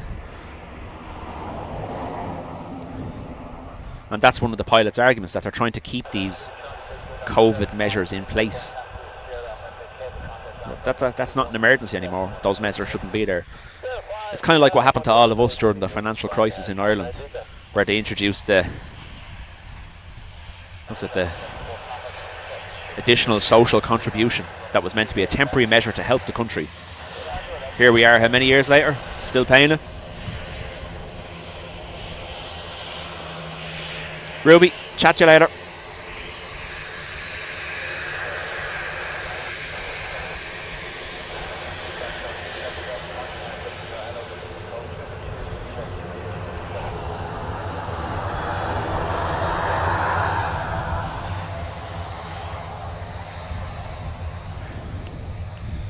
And retro, don't get me wrong, if they want to start, and that's what the media are doing, believe it or not, it's, you can see the media shifting towards blaming the pilots. Well, no, blame the airline that made €225 million profit last year and aren't giving it to the people who are keeping their planes in the air.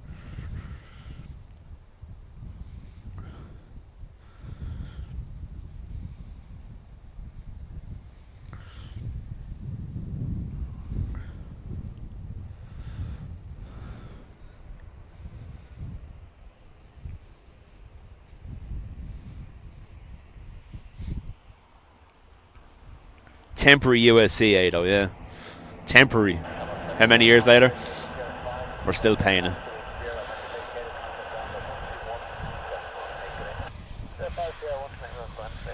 Yeah, no, I agree with you. Maybe they should make it that little bit clearer, yeah. As here's why we're doing this, not just a case of, well, give us our 24%. But you have to have people who are willing to ask them those questions as well. At the moment, we're only hearing one side of things.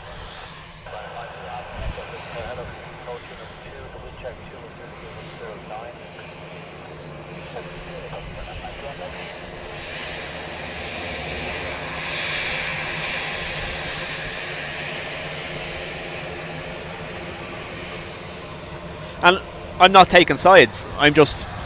Put it this way. If you were in a job,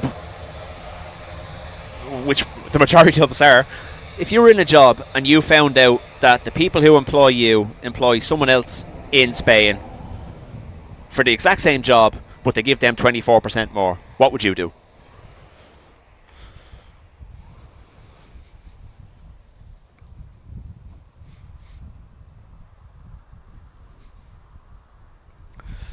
We should all be on the side of the worker, not the corporation. I know that sounds very hippy-dippy, but that's not what I mean. The people at the top of these companies don't have to worry about money. So why should we?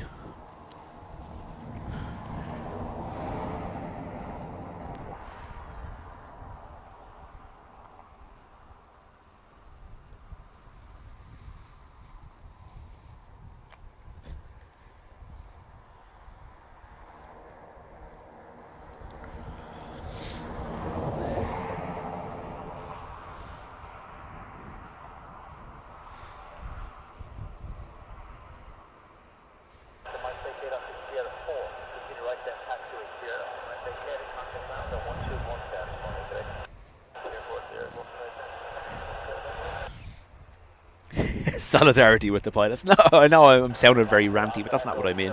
You know what I mean.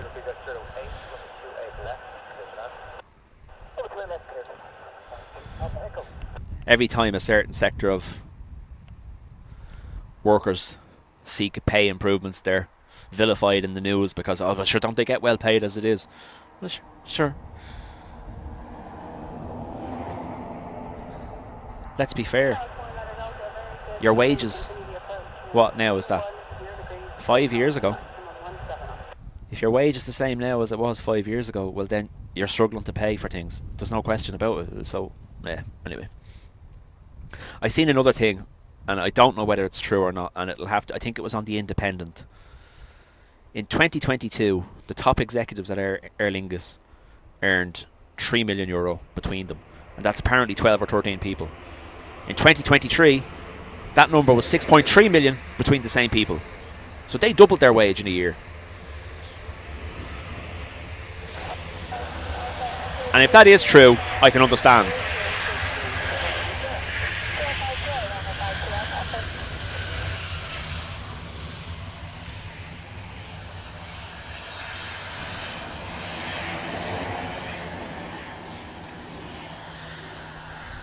Rory asking, why is the van out there? Rory, that van is there for bird clearance and runway inspection. So they sit in that lay-by there just at the touchdown zone, because the majority of the bird strikes on landing are just after the flare or on approach to the touchdown zone. Dean was here the last day and they had to clear a number of bird carcasses from there after an aircraft landing. Struck a few of them, forced a toga for A321neo coming in from Munich.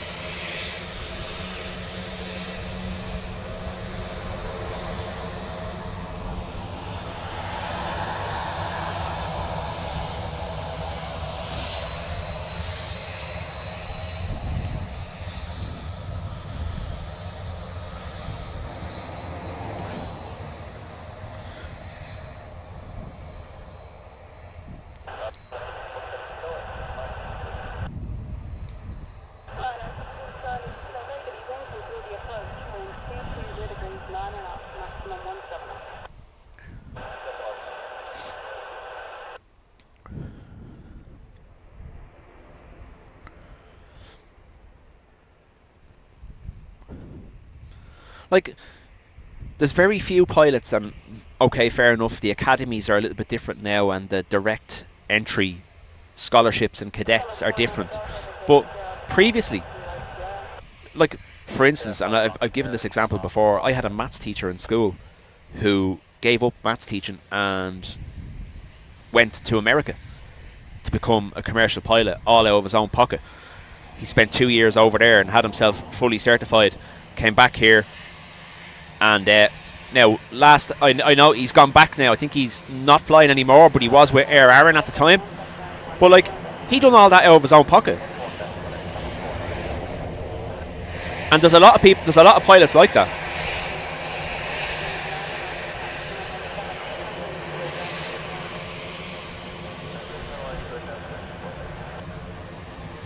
I know there's mentorship programs now which are direct entry, which means you don't have that initial outlay. But that's only a more recent thing. My chat has frozen again, folks. Sorry. While I was ranting.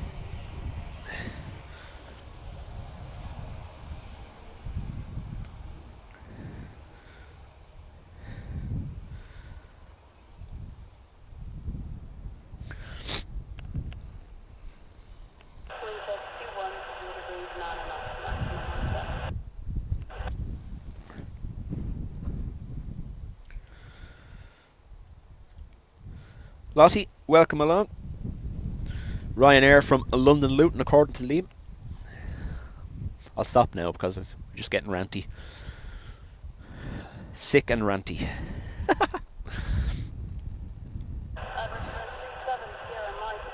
But the one, well, okay, one more. I will say, whenever you read in the newspaper about here's how much they earn, they always take the person in there on the highest salary and use them as an example. They don't show you what the majority are or what the average is. In the circumstances we're all reading about now, we're reading about a handful of the most senior captains who are probably A330 pilots, and they're in there maybe 27, 28 years. However, if you look at all the aircraft landing, a lot of the Aer Lingus pilots are a lot younger than that now, which means they don't have that seniority. Seniority. You know what I mean? Jet set!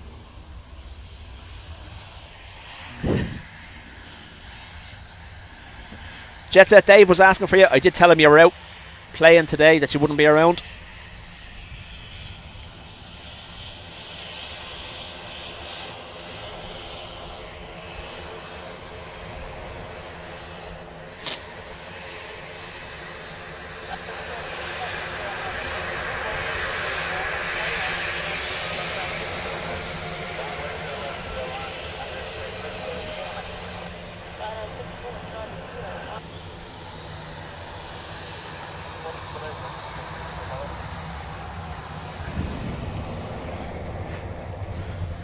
Kelly Cruz, evening to you.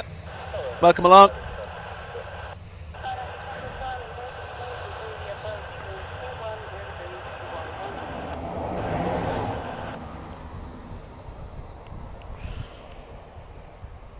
Give me a second here and I try to reposition my phone so I can see it that little bit better because it's tormenting me.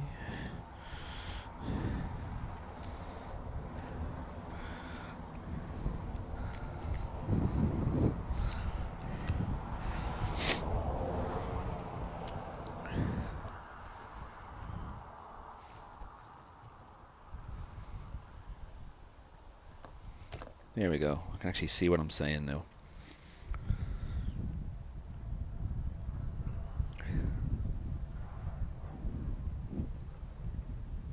Sorry, I know I'm after missing that landing. I'm just trying to fix this before it falls off. Sorry about that. Iberia in from Madrid. Another IAG owned airline.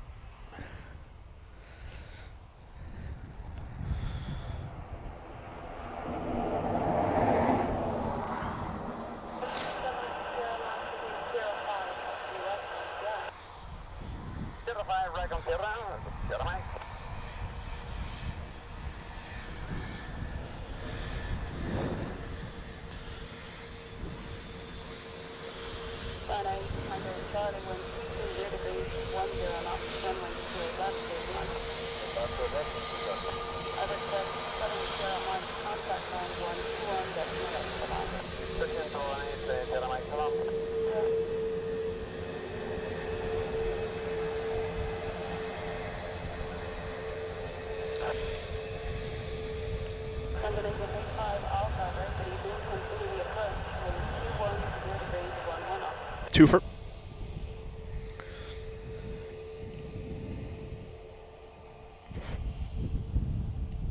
Can, welcome along. Evening to you. Has to be late where you are.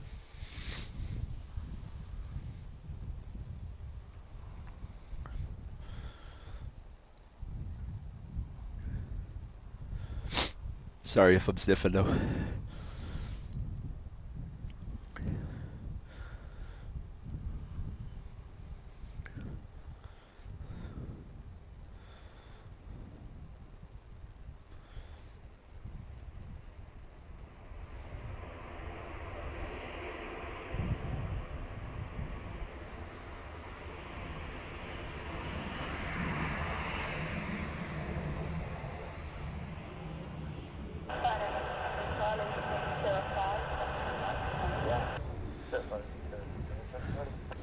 We have one with no lights on, do we?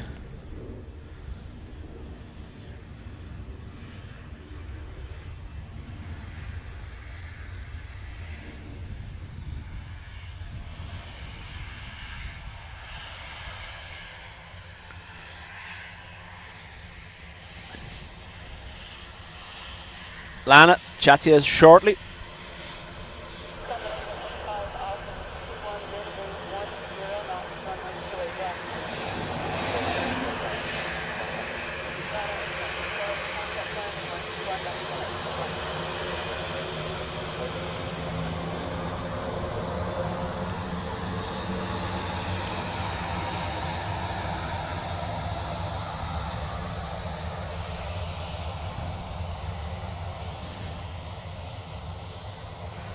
Subconscious advertising on the Iberia for Lanzarote, you mean?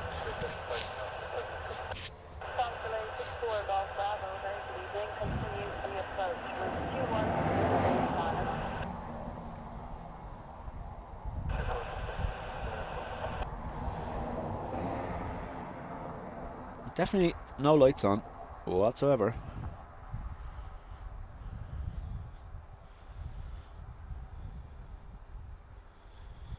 Heat haze from the Ryanair now will play a part.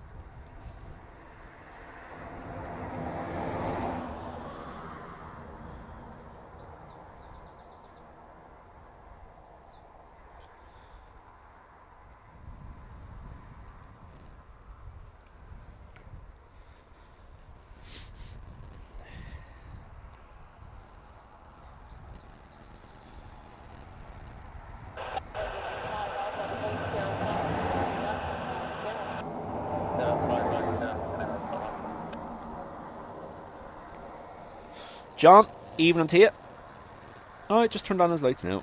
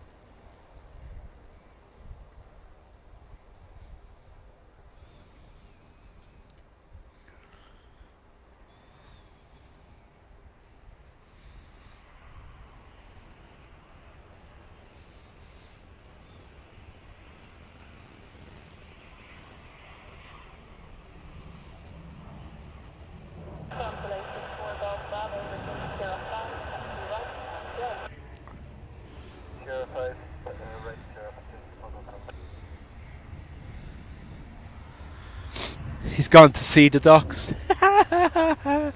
Oh.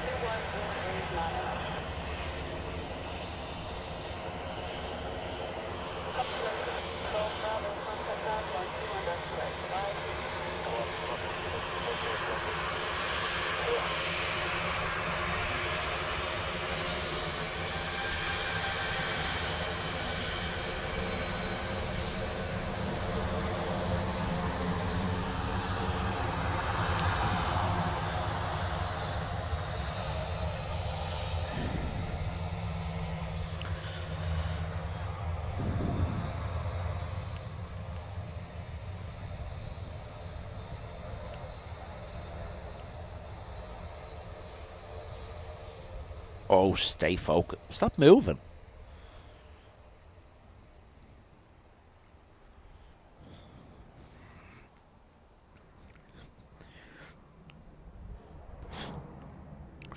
Now, Greg, is there a warning for more storms now? Is it this evening or tomorrow evening? I think it's this evening, isn't it?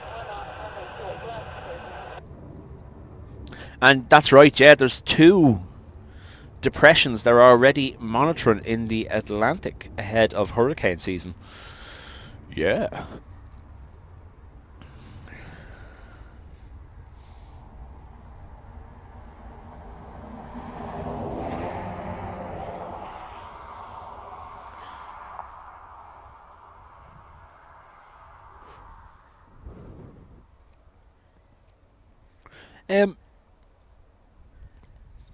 No, I'm not well. Understatement. I know I'm not fully with it this evening, but what happened to our 767 at half 5.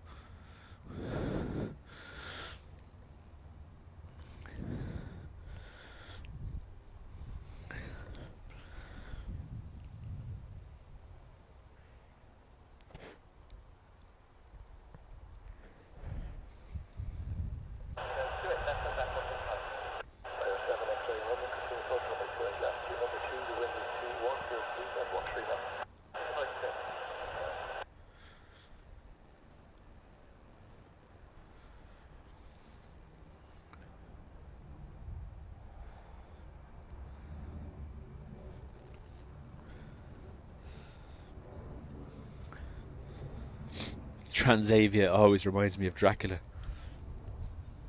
There's an airline that comes in here from near enough to Transylvania, isn't there?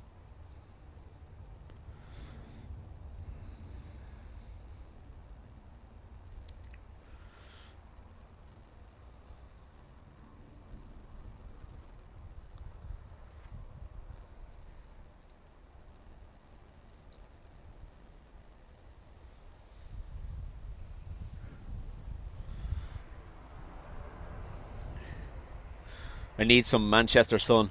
Soon, John. Soon. But then, no doubt, the rain will follow me.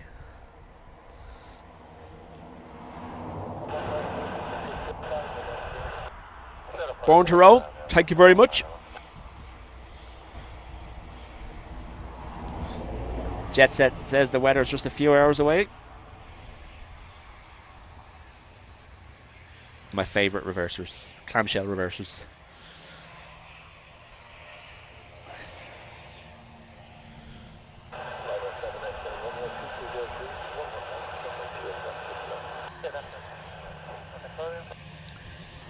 Yeah, Lana, I have been doing the old reliable paracetamol and effervescent vitamin C in water just to keep me somewhat normal the last few days.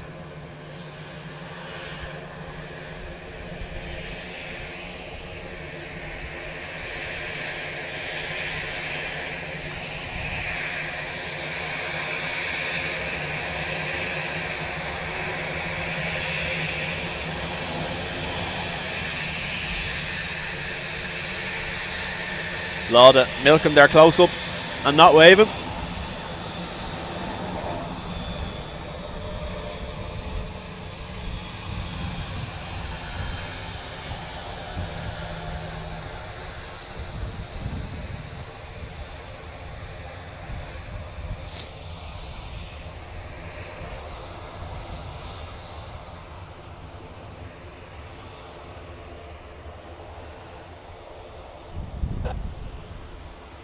Manchester sun. Is that code for something? It's code for I need to be in warm weather.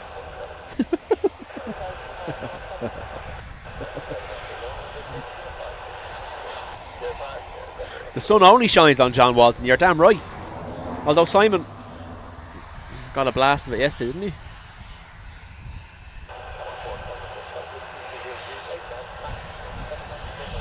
I don't know what that means.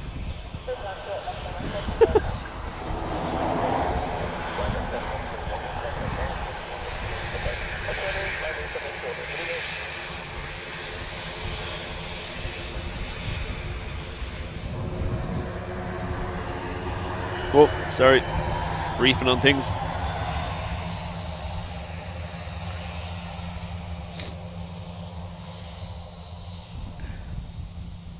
Whatever happened to flat 7-Up as a remedy?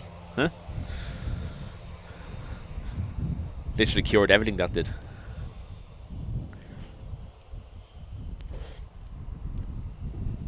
Brian, chat to you later. Thanks for being here.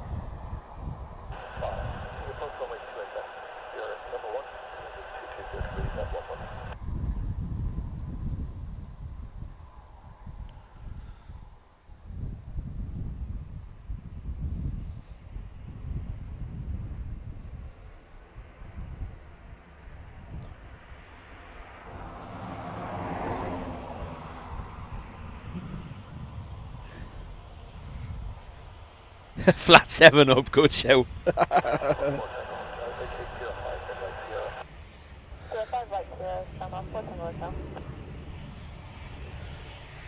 Ado, give me 2 minutes. It's starting to rain again. Thank you very much, Adrian. I just shouted into the microphone right in front of my mouth. I'm sorry. Answers on a postcard. How do you pronounce that? Roshin, no cheating.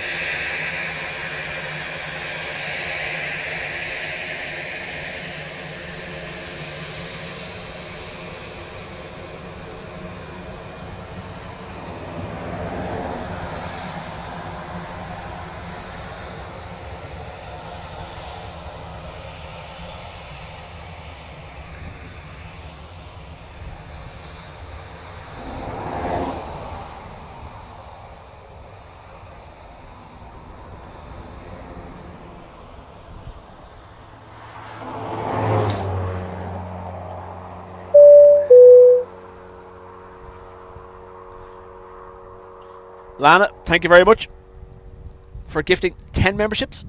It is much appreciated. Oh, hello.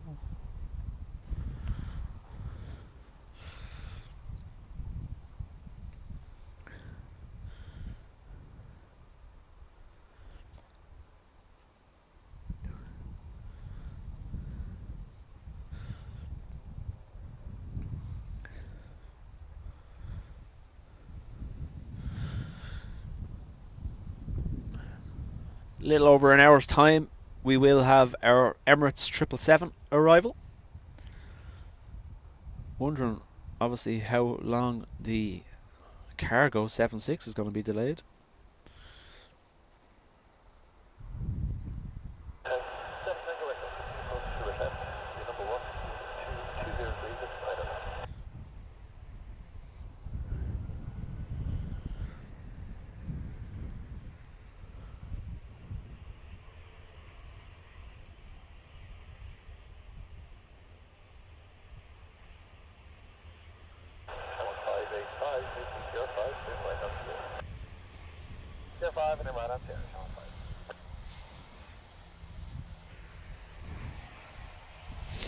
No 767 cargoes.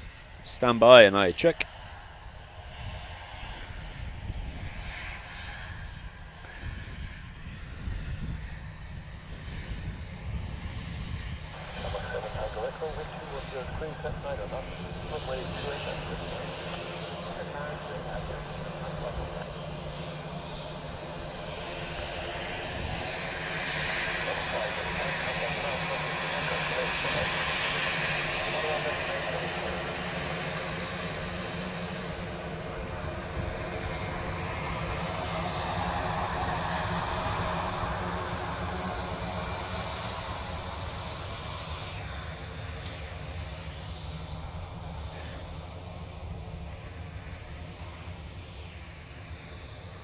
It landed just before the runway change. That's why we didn't see it.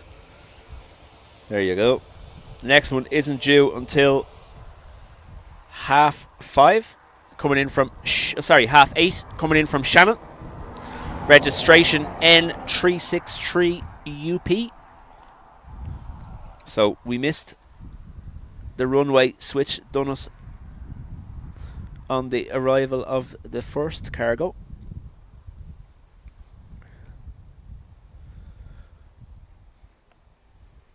So we have to wait for the Shannon one at 8:30.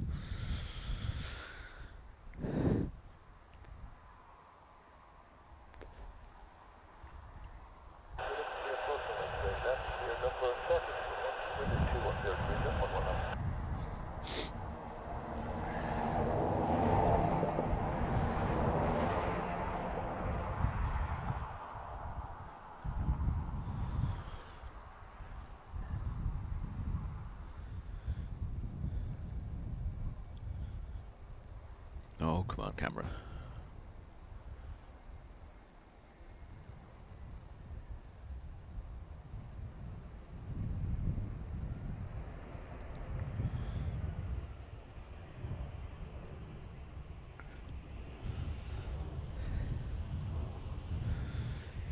Circumference is next, apparently. EIFAT, or ATR 72.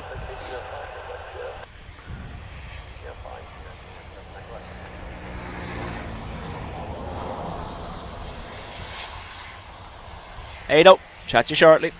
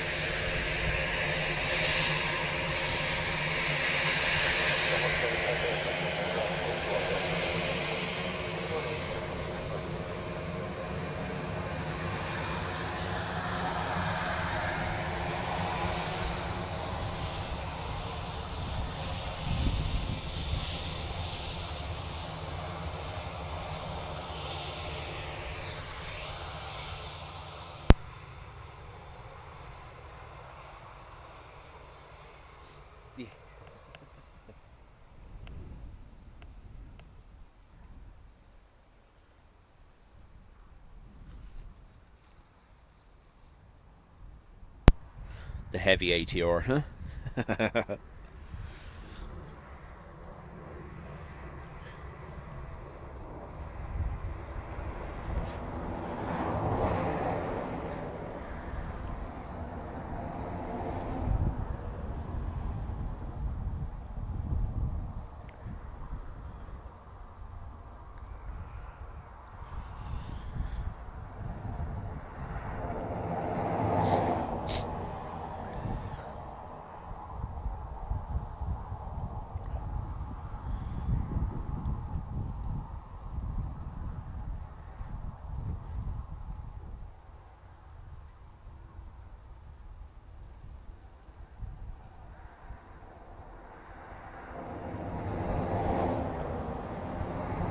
Truck.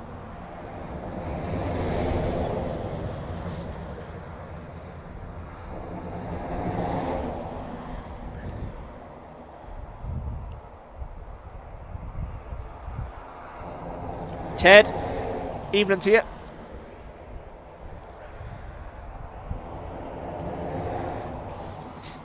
John hasn't even been given planning permission yet, so don't be holding your breath on that one.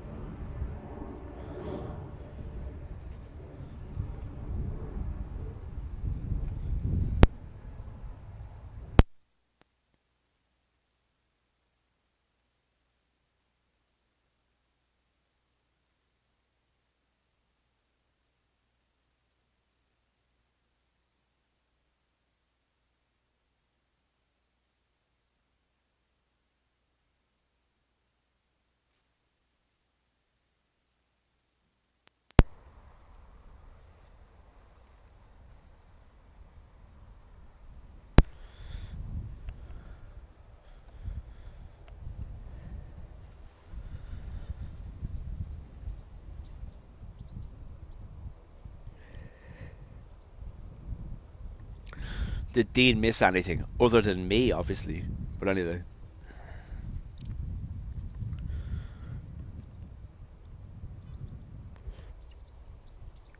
April 2060 it opens, correct.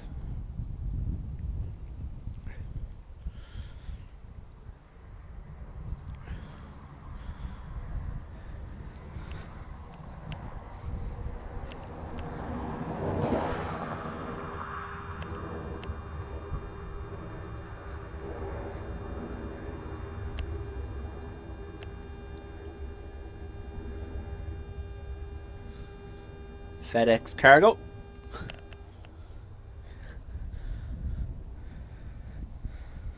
It was definitely precariously balanced there at that time.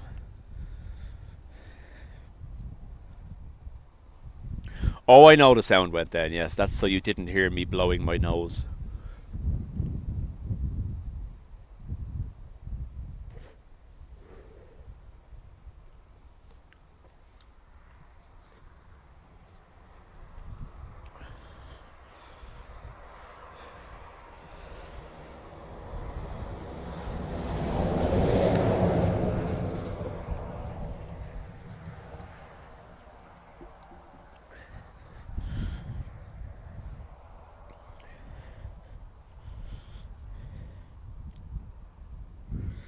No coffee, I'm not going, says John. No, so that's the story. So the initial plan was submitted a couple of months ago, and the Fingal County Council sent it back to them saying to remove the coffee station.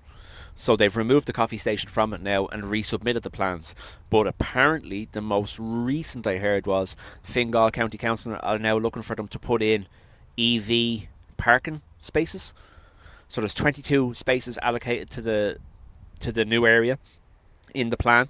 2 of them will be for disabled parking, and Fingal County Council want 3 electric vehicle parking spaces added to that. And now Dublin Airport have said, well, that's not feasible because the infrastructure isn't there to put in electric vehicle parking, and that would it would make it impossible for them to create it, basically.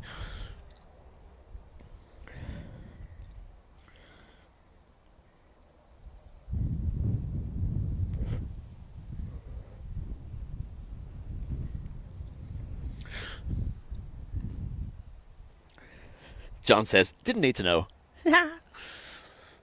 Oh no, John Walton was telling me the sound went and I was saying why it went, that's all.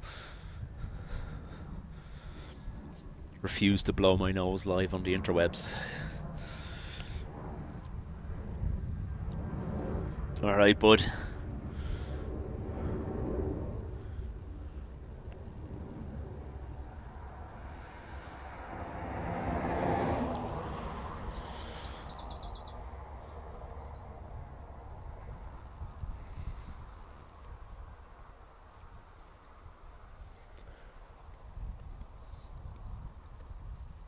But this is the thing now, everything new has to have EV parking spaces, you know, because that's the future. No, not true.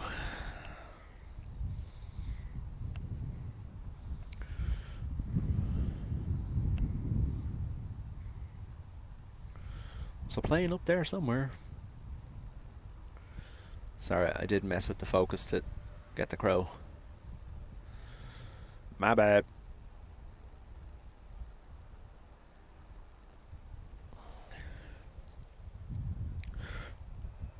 Richard, evening to you. Paul, and this has been discussed previously because I know from when I was younger, and I've mentioned this a few times, I think, when I was younger, there used to be a kind of little van there that done sandwiches and tea and coffee. And I believe, and it's been mentioned on an online forum that I'm on, that there's one of the old crew of Dublin Airport spotters actually has a license to sell tea and coffee in that area but doesn't do it anymore, and that's what the issue is. But I don't know whether there's any truth to that or not.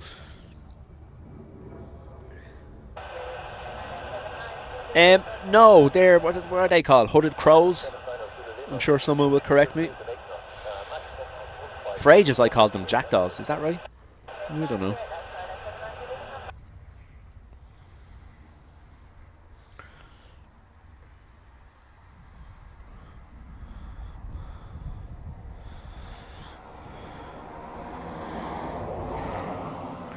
Here comes the raid again.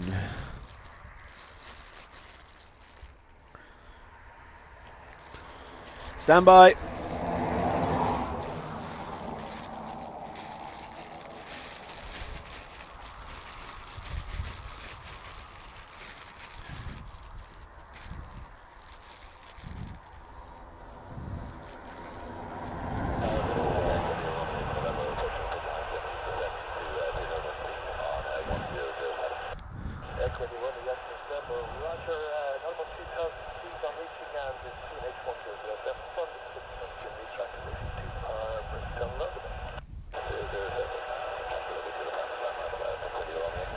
I'm forever putting on rain covers. Might just move somewhere where it doesn't rain. Be easier, wouldn't it?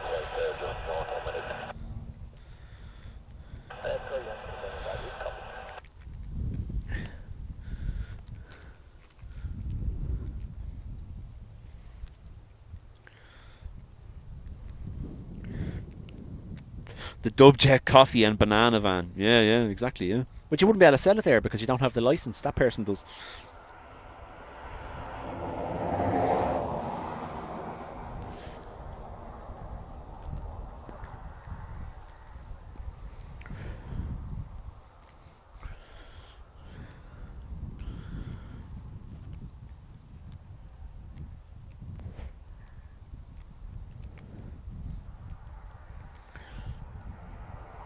Yeah, Paul. So now that's what I read on one of the forums. I don't know whether there's any truth to that or not, because it is DAA owned land already, apparently.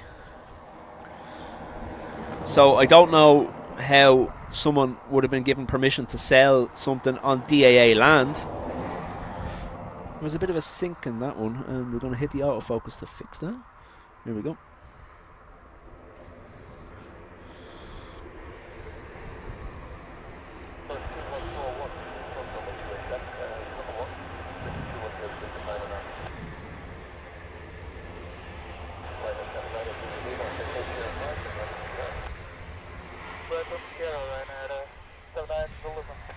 John, I'm in agreement with you. You see at the moment the prices, especially second-hand prices of EV cars, are plummeting.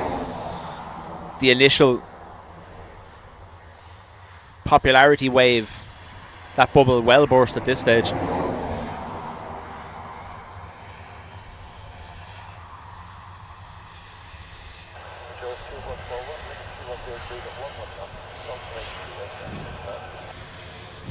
John's going to sell cakes. Right, so Dubbus is definitely a venture that we have to look at someday.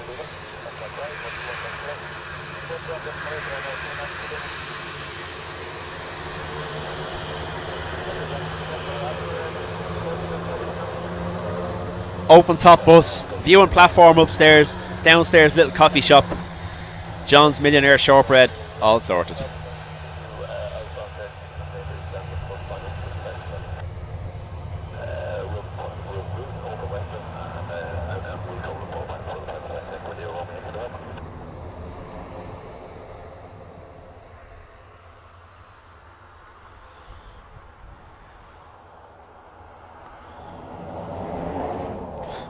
Felix, evening to you.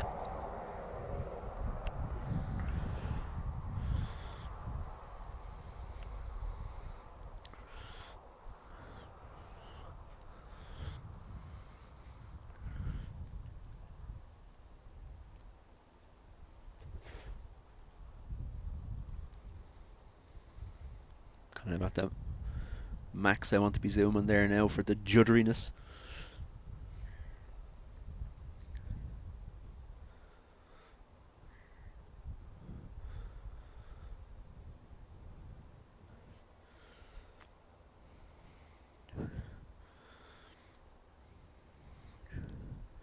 But EVs aren't going to catch on until the charging network in this country is drastically improved. My father has one, and he's in one of the forums for EV owners, and the amount of them that are driving places and having to plan their stops along the way, obviously because they have a limited range, but then they get to these places that they've planned out thoroughly where they're going to charge, and the chargers are either broken or people in ICE cars, ICE cars, internal combustion engine cars, because that's what they call them. Once you're an EV owner, you have to say the word ICE all the time. Parked in them. So it's turned into a bit of a nightmare for people. And especially the rates at those public chargers at the moment are through the roof.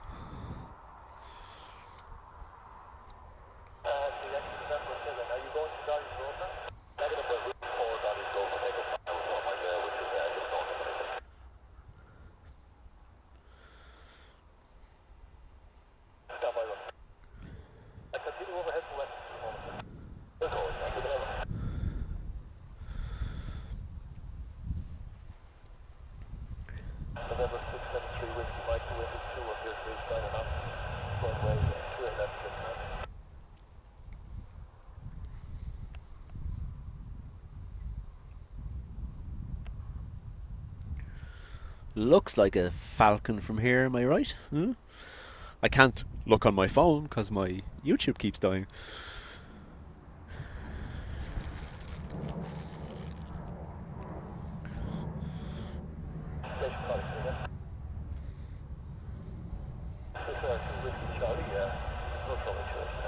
Yeah, that's the second kicker, John, is the EV battery replacement. Now, I have a hybrid, and it's the Lexus IS. So the battery on them has a 10-year warranty, which is great. But yeah, if I ended up having to replace the battery, can't imagine I'd be willing to fork out that kind of money. Probably just have to crush it.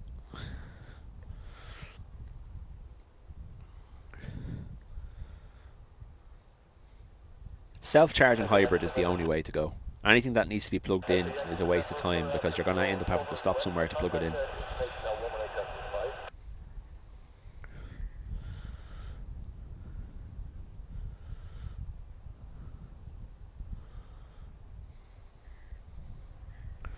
I was right about it being a Falcon anyway.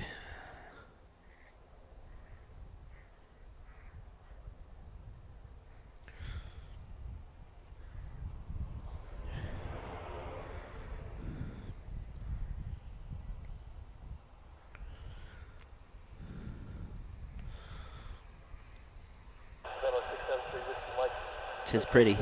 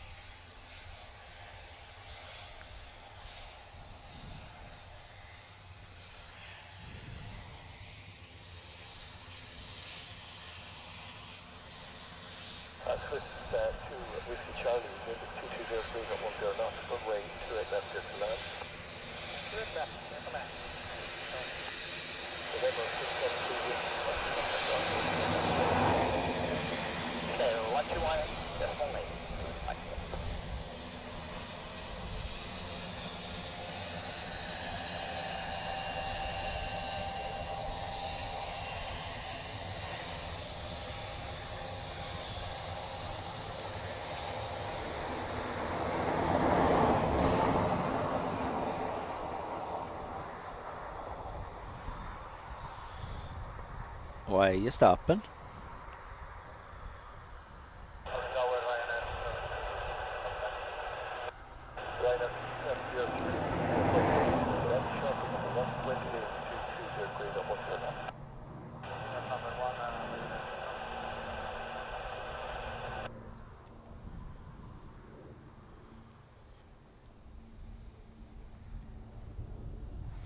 Mini Lockheed.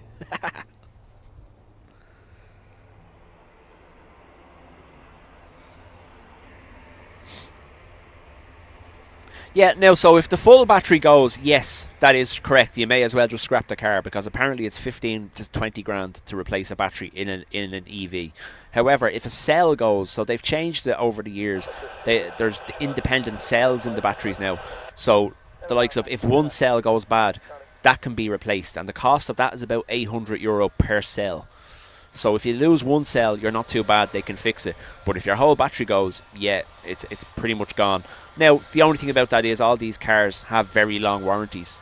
And once you bring them back to the manufacturer once a year for their inspection, they'll stand over the battery warranty. Some of them are 10 years. So, yeah, okay, I don't mind that. But it's not, for a new buy, for a brand new buy, if you had that kind of money, not a problem. But if it's second-hand market, and you're spending 30 grand on a car and you're told, well, there's only 2 years or even 1 year left on the warranty of that battery, are you going to take that risk? Probably no.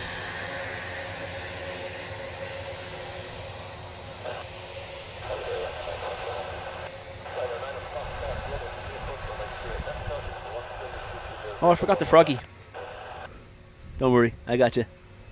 Yeah, well, look, it's a sad it's froggy with a mustache.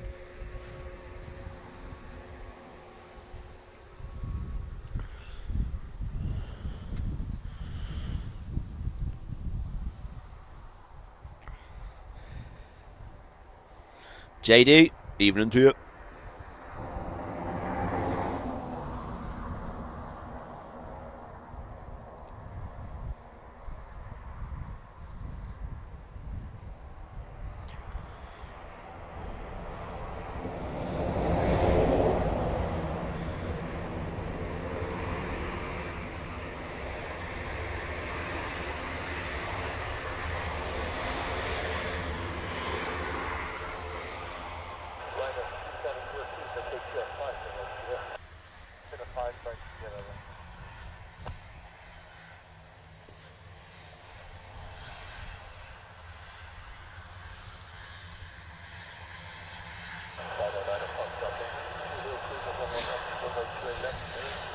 Like number 186.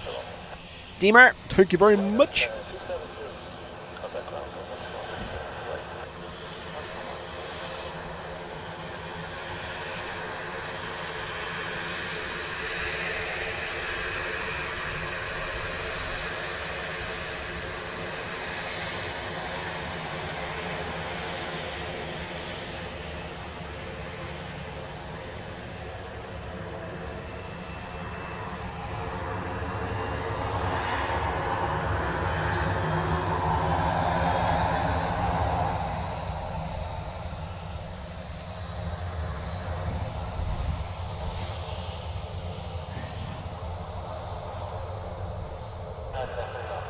Patricia and Adrian are at it again. I'm just going to look away and stare at the planes, and nothing's happening. I don't know.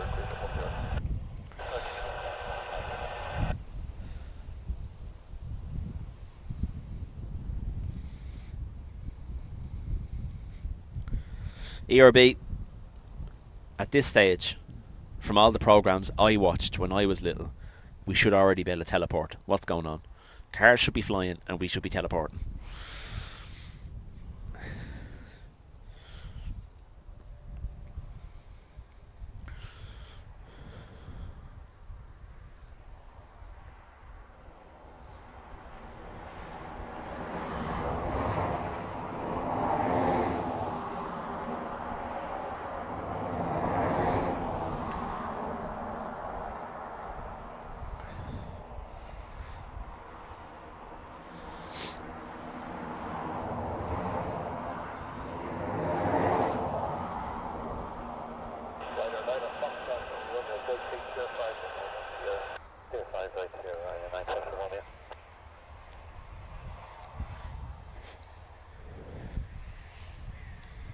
What was that program that used to be on BBC? It was all about future technology. Tomorrow's World, isn't that what it was called?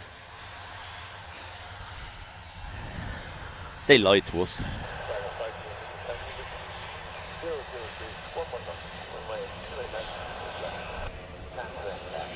CM, welcome.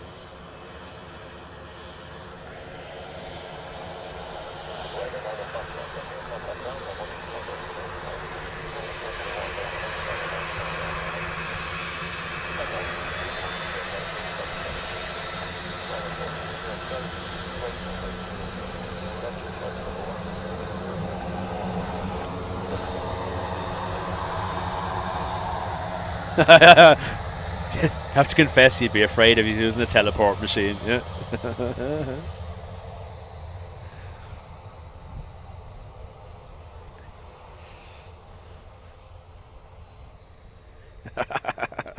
Whilst, oh, look at that hockey just playing. Look, just watching him. It's like air traffic control told him to hold traffic crossing. 20 left. 28 left, should I say even.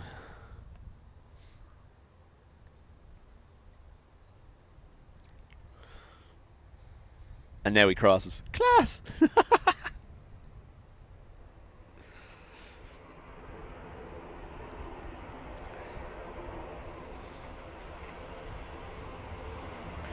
Oh no, Paul, no, that's not what I'm saying.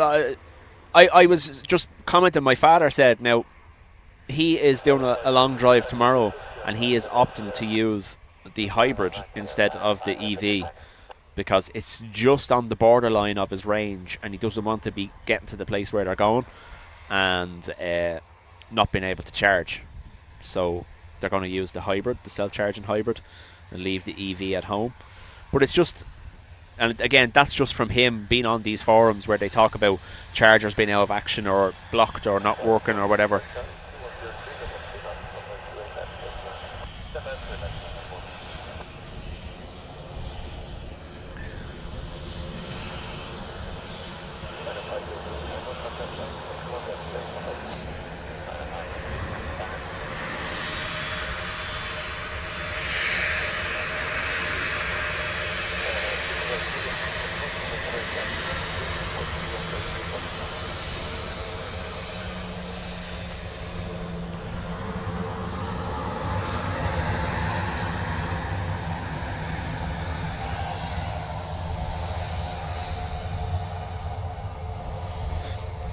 Yeah, Patricia, I'm the same. I actually was exploring the idea of EV, and I was going to run the cable under the path. You can actually get these little things now that are called, they're channels, that you can put the EV cable through so people won't trip. But management company refused permission, and they don't want the yokes, the ones that hang from the house that raise the cable over 8 foot high over to the car. They don't want them either. So, like, if you're living anywhere kind of like that where there's what I would class as on-street parking, like, an EV is never going to be a thing for you because these companies aren't going to let you put charging in. And if you run a cable out from the house, sure, if someone trips over it, they're going to sue you.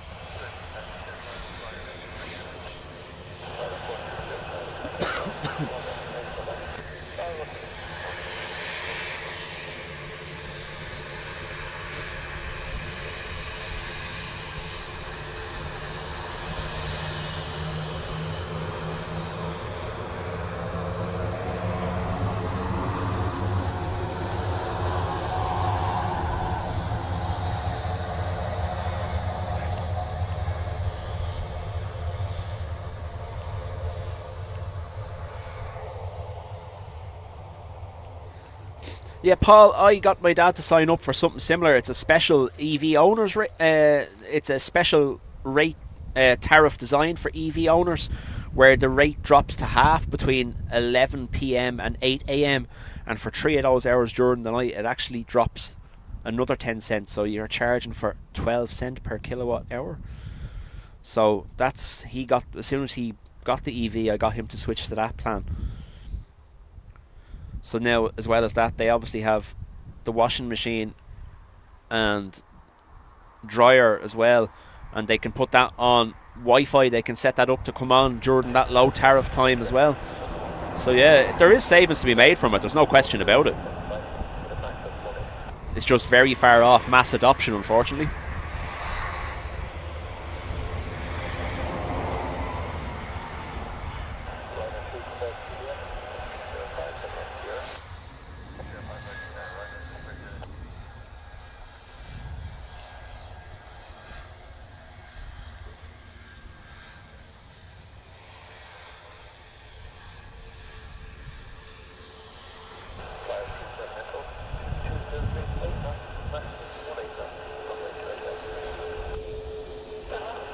Telex machine, yeah, I know what they are.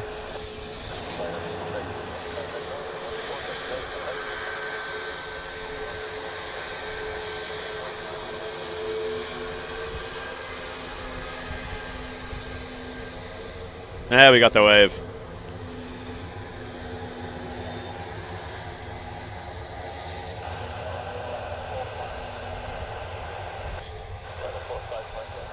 John, that's not very fair. He fell off the roof of his car, so, you know, there's a reason, you know.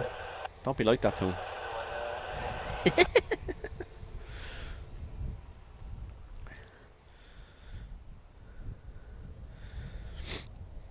Yeah, Paul, you can do that.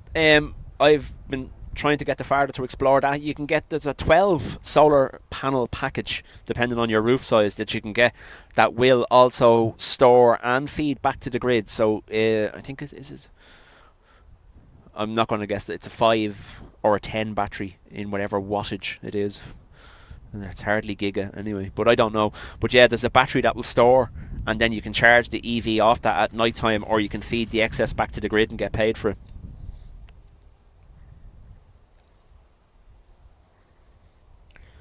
Graham, evening to you. Hope you're well. Folks, obviously, thank you very much for sticking with me this evening. Obviously, I've been away since this day last week. We were just getting back to things after my nanny's funeral, and then I ended up ill. I do apologise. You know I like being here just as much as yous do. The best I could do during my couple of days isolation with COVID was sit out the back garden and try to get cruisers.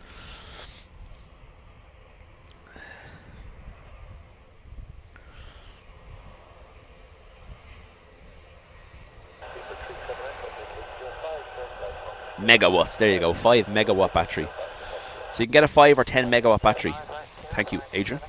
And that will store during the day, and then will obviously feed your house needs at night, and also charge the EV. And if you have excess, then you can still feed it back to the grid.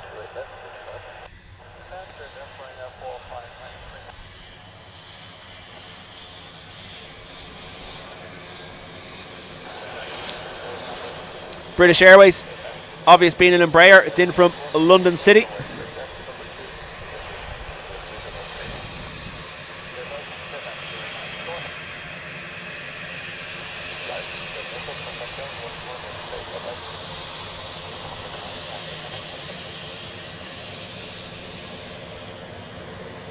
Little secret for you, all the LC London Cities Embraers all have LC in the registration. They're all starting with GLC.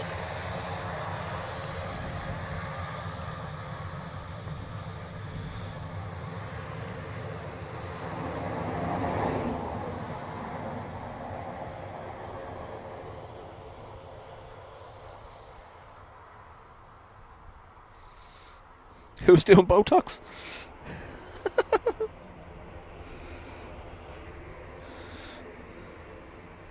Sorry, I'm too busy staring at the Botox conversation to watch the plane.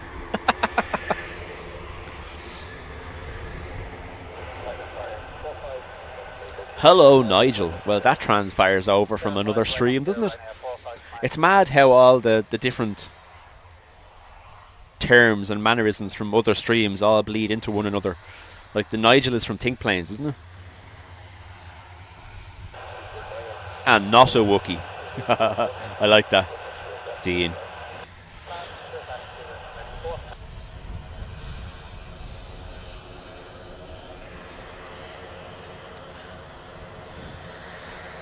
The A220s, Dean, or the Embraer E2s, the E190 E2 or the E175 E2 are the ones that will give us our Wookiee noise, and on occasional an L Neo as well, 320 Neo.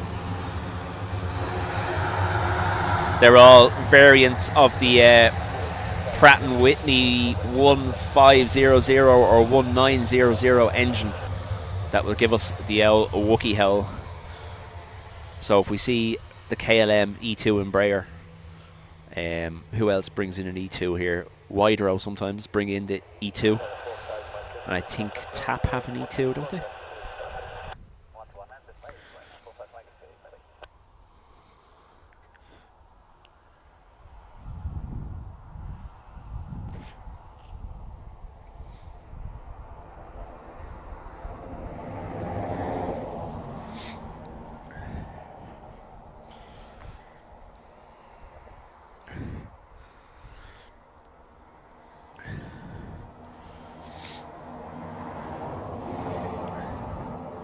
Joshua, at this moment, I wasn't planning on streaming tomorrow.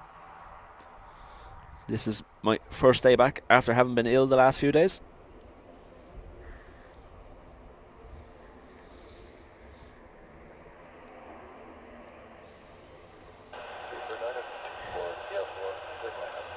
Junior, thanks for being here. We'll chat to you later.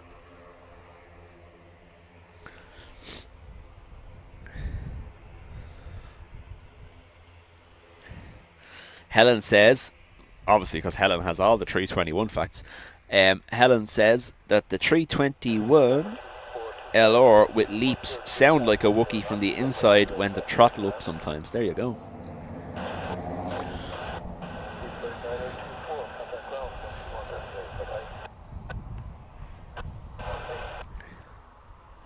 When am I 43? Next August. I'm 42 this August.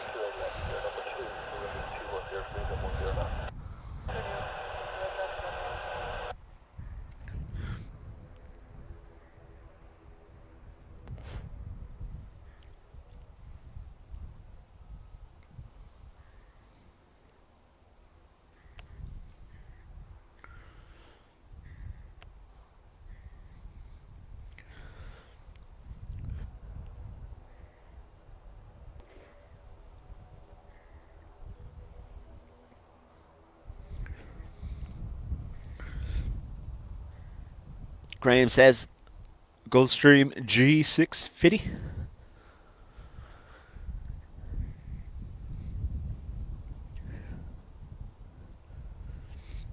I'm a young pup.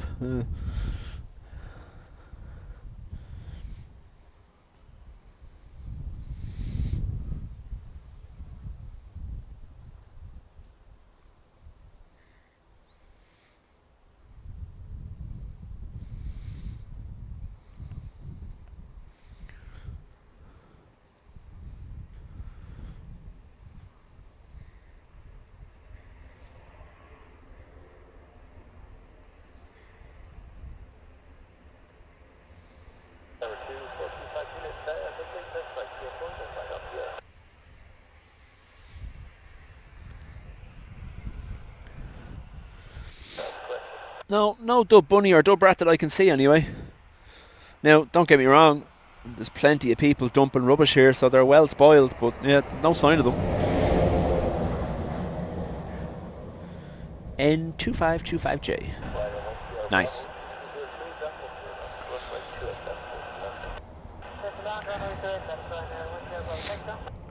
My first phone was a Nokia 3310. You see, they have a new 3310. I was threatening to give Will one. Take his iPhone off him and get him a 3310. Told him it'd stand well to him if he gets into a fight. Or if he wants to throw it at a bus to stop it.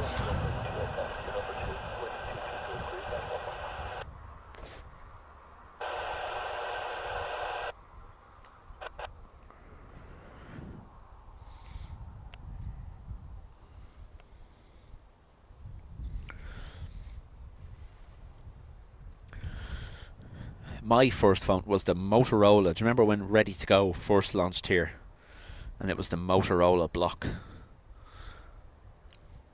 That was my first phone. I did have a 3310 though. I think everyone had a 3310. I actually had the armoured 3310 that had the shell case on it, that you could open the shell, and it was a normal 3310 on the inside, or there was an armoured case around the outside of it. And I was like, now that I'm older and I'm wondering, like, why did you need to armour a 3310 in the first place? It was already like that.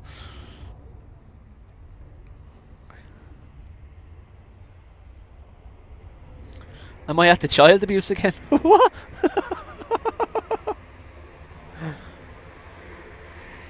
Well, he has COVID, so he's currently confined to the attic again, living on insulation.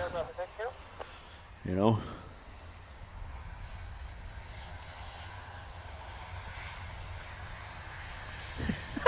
John's first phone was a phone box.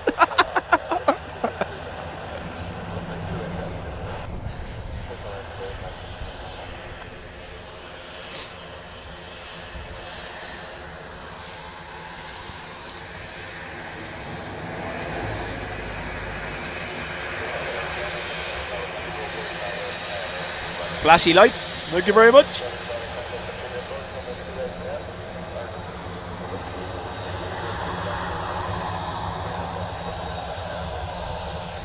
I know, yeah, I know. Yeah. I am, believe it or not, Helen, here's one for you now. I had the phone from the Matrix. That was the Nokia 7310 or 7910, I think. You know, the one that had the slider that to answer it you'd press the button on the side and the front would shoot down from the first Matrix film. I had that phone. There you go. The Asp, my first phone was an iPhone 10.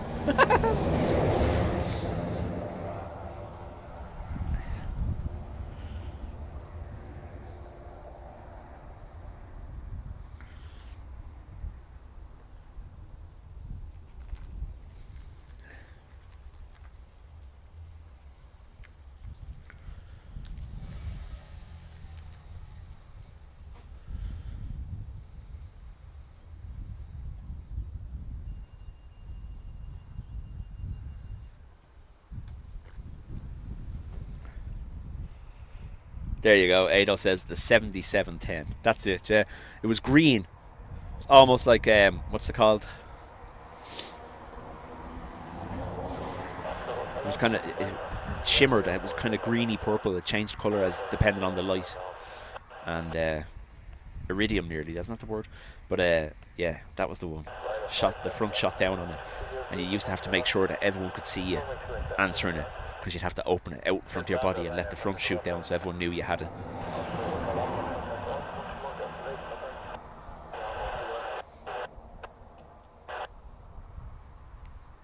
The slider, yeah. And then, of course, being as cool as I was back then, I had the very first, the Motorola that rotated, the Roto Moto. Yeah, there you go. Chameleon, thank you, Lana.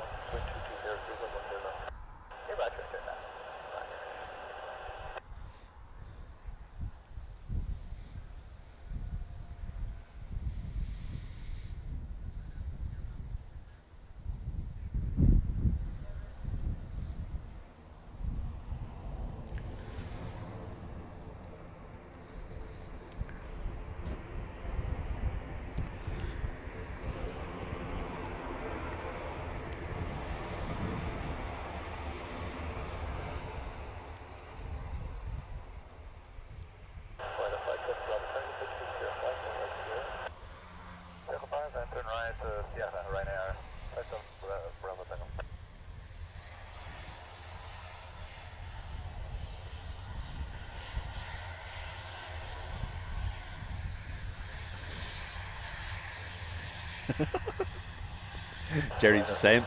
First phone was the phone box.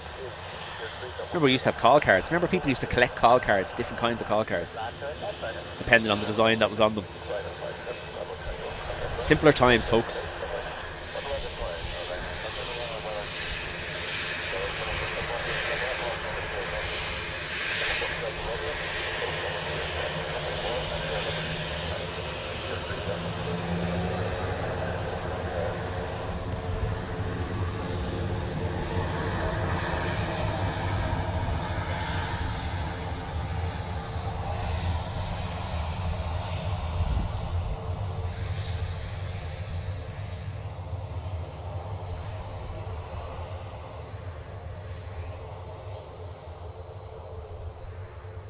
The little pull-up antenna, yeah.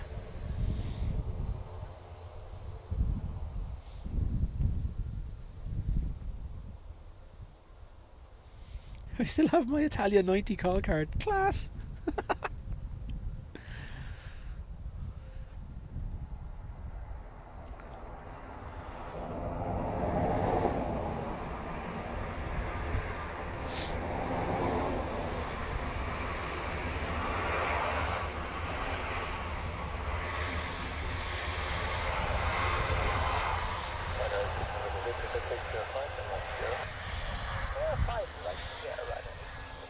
Sorry, that was me. Again.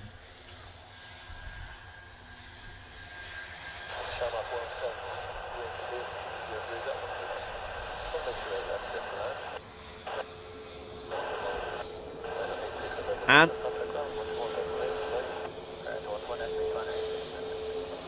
who's going? Someone says they're going. I don't know.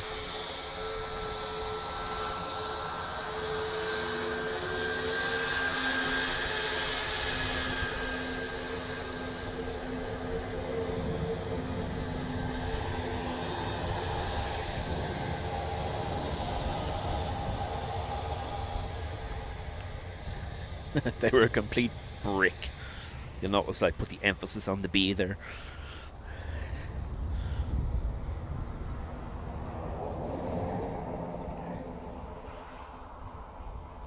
Brian, chat to you later. Thanks for being here. See you over the weekend at some stage.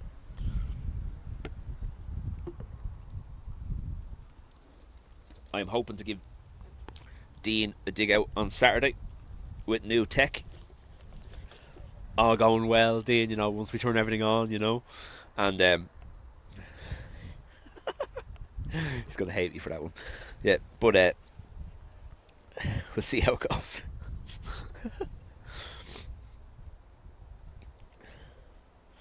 Graham says a 737 MAX BBJ, so that's a private business jet version of the MAX 737 over Dunleer. Is that what he said? Yes, Dunleer.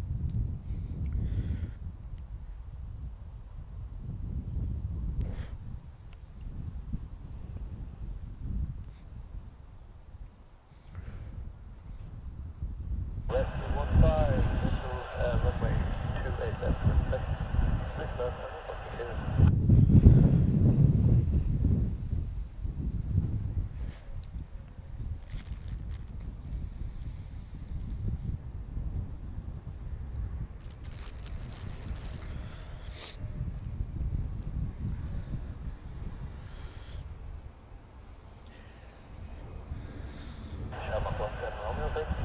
Oh, you'll tell them the story on Saturday, will you? Oh, yeah, that's nice of you.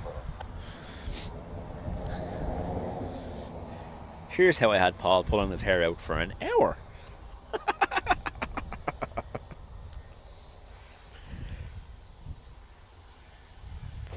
Juan, thank you very much. We will chat to you on the next one.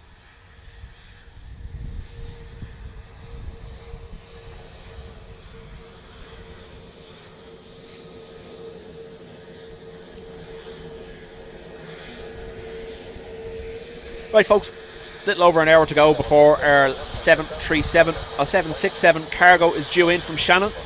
That will be the last plane of the evening. I hope my voice hasn't been too annoying while I'm still suffering the side effects. NSE, newbie. So NSE and NSF are the two newies that arrived 2 weeks ago. NSF arrived, I think, 5-6 days ago.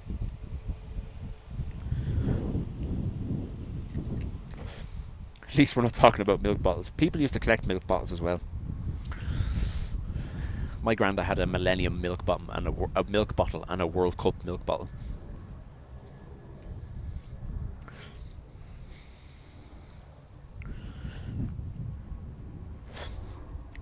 Dean, we chat to you at the weekend.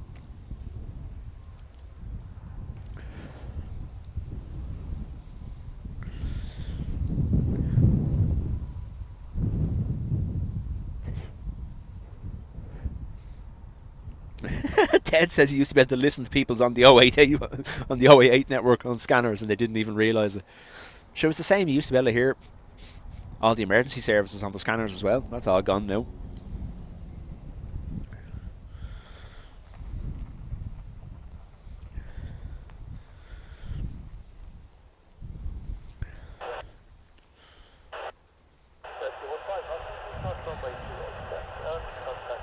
Dubjet milk bottle talk.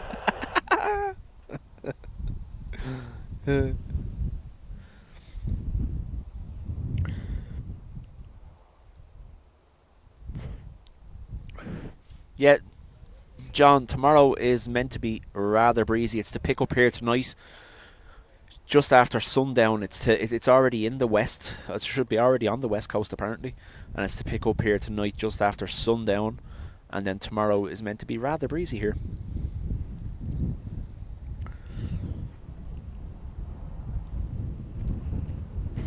Boss is going to be out for the rest of the day, so you're stuck with me. Oh no, Tom, what will we do? Does it feel the same, Tom, like when you're watching because you can and not because you're sneaking? Does it make it better?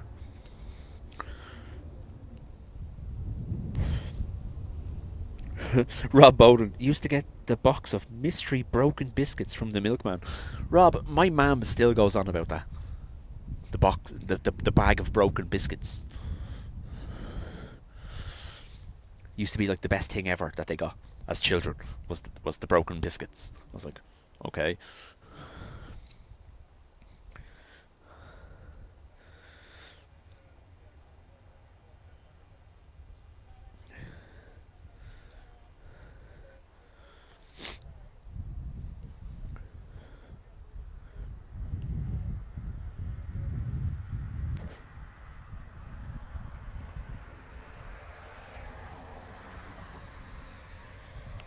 Nice fire and rescue vehicle there.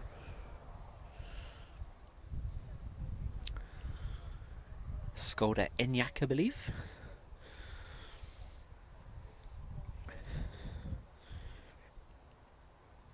Len, no, I will not be live tomorrow.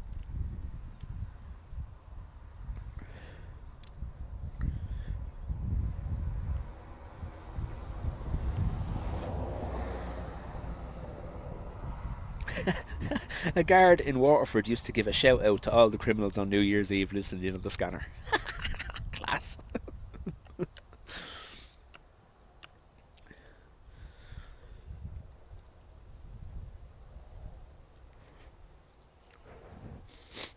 Lana's getting a sneaky lurk in down the aft galley during a turnaround. Nice.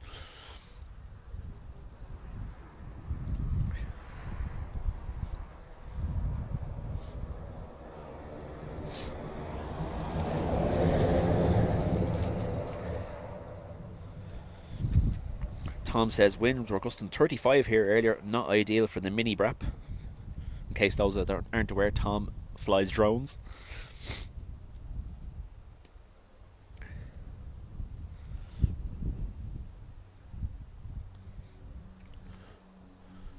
John's out the back sunning himself, ready to run from the rain.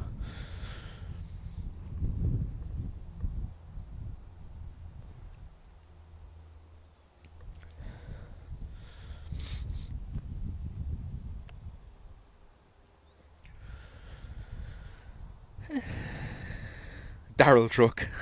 Daryl's been making a lot of appearances lately. He's like a hero on the TED channel now, isn't he?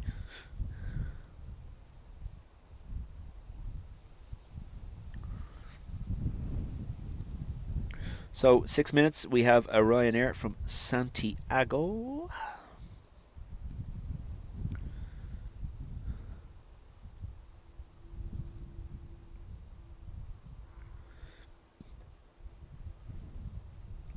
That max has descended, Graham, to 15,000 feet, but it's not coming near us. It's over Mullingar now.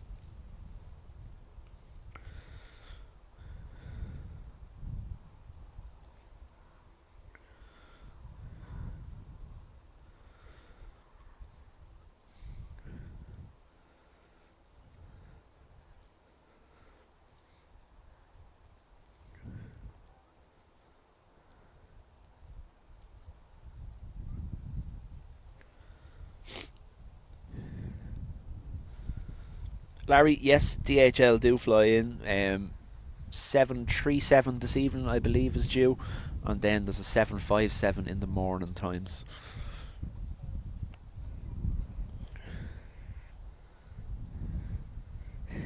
Daryl is famous now, but he started out on Dubjet. See? We gave Daryl a start.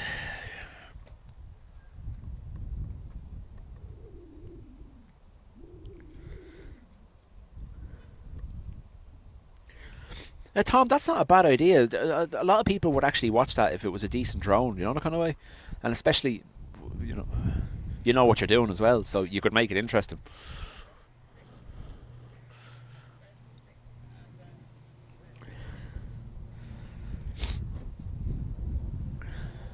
Come on, you have to have thought of a channel name.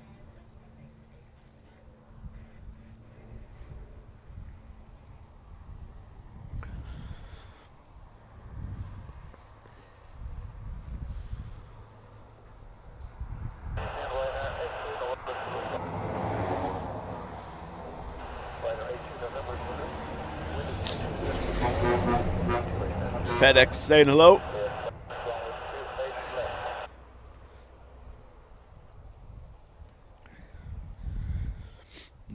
There's Daryl.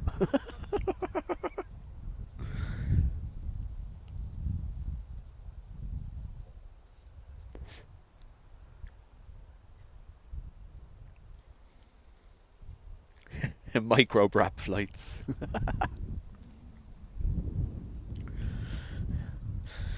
Tom, Braps and beers. There you go. Wayne, evening to you.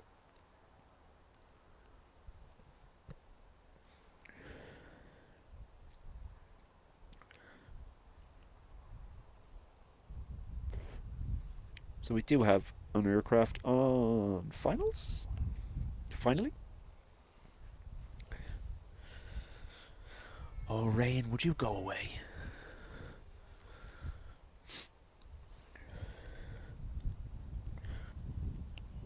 I said Rain, by the way, not Wayne, just in case.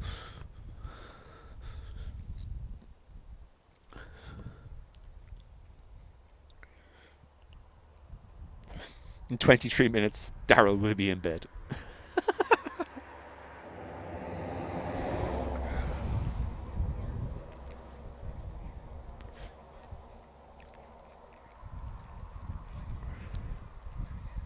Oh, it's properly raining now again. Thankfully, the cover is still on, so I don't need to crisp bag you all this time.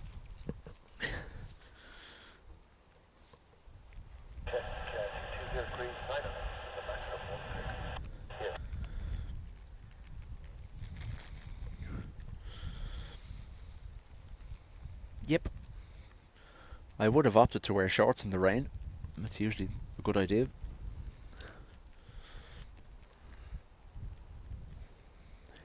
KDD is in and out with power. Storm's having an effect over there.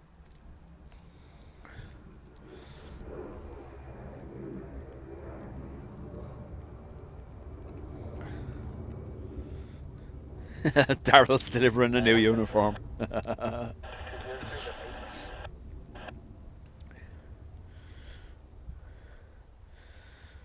Thanks, Rob. Thanks for that. I'm just standing here in the rain, in me shorts, doing me hardest not to cry.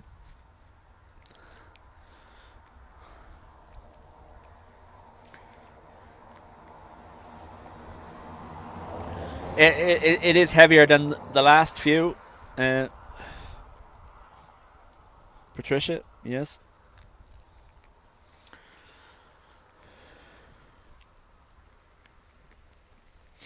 I love the rain. That's why I come out in it so much. I don't know whether you can see it, can you? Right, so maybe jumping for my rain jacket now instead of my body warmer.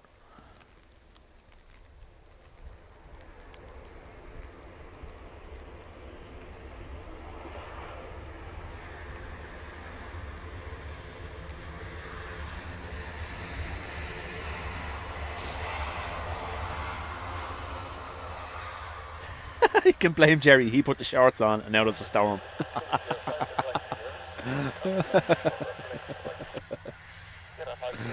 It's the truth though.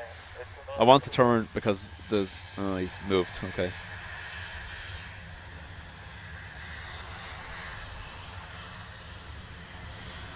Now, facing straight into the rain here, unfortunately.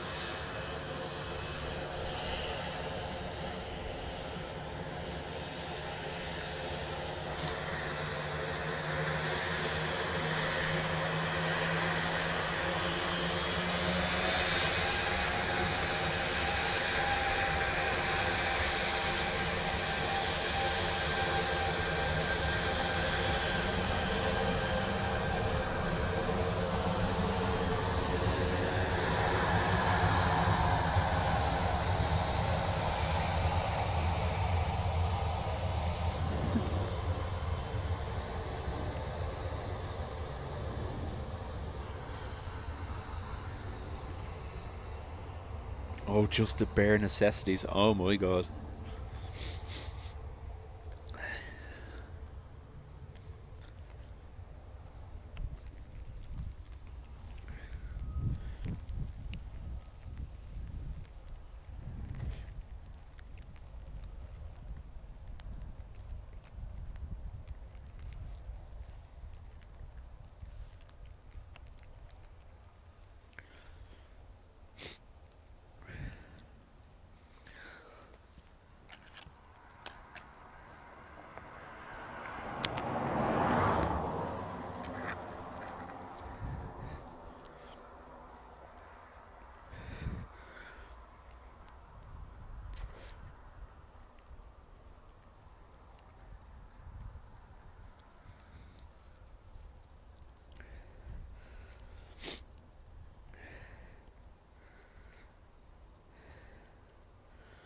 So, folks... Oh, hang on. That can't be right. By the looks of this, there's 20 minutes nearly till the next arrival. And that's literally only one on its own.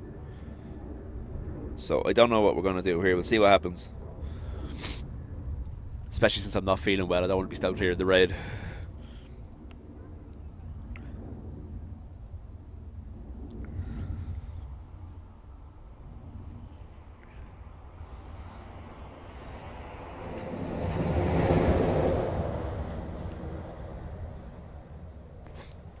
Yeah, Rob, it was very sunny here earlier. It was 20-something degrees when I parked up. Next arrival is from Leeds in 12 minutes. You reckon we can wait, can we?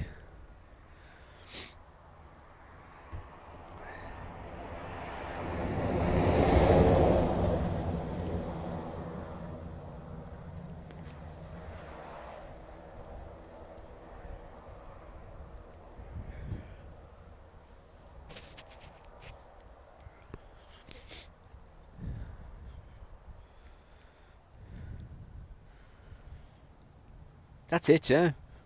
None of the planes, though.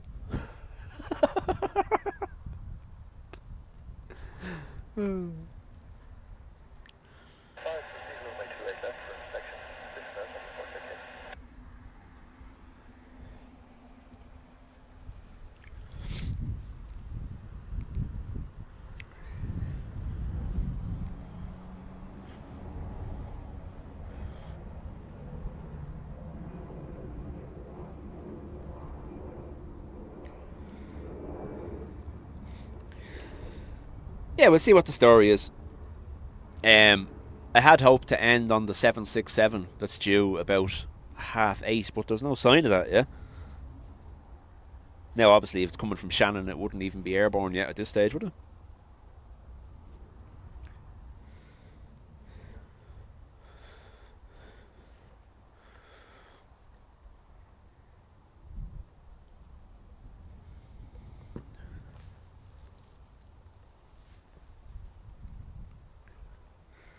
I tell you a joke while you wait. There's a plane coming. There you go.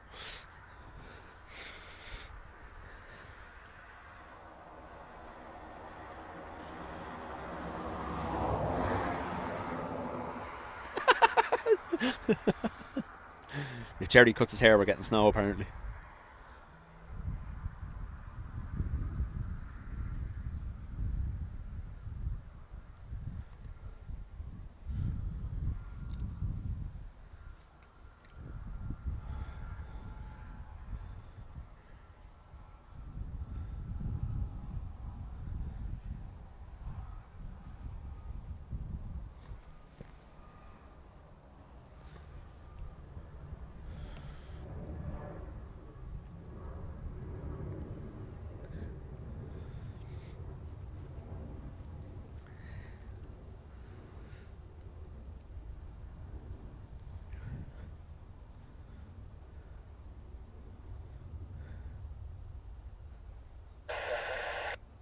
The 7-6.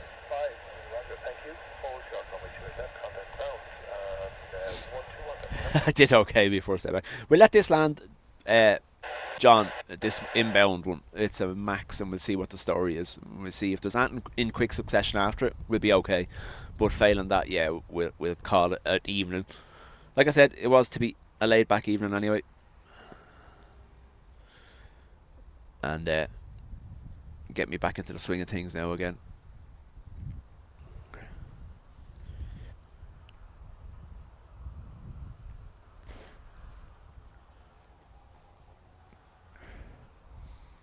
If I go home, they're only going to make me do things. They're all sick. They want a helper. Does that sound horrible? I'm joking, by the way. I should probably check my text messages to make sure they're all still alive. Yeah, okay. Yeah, they are.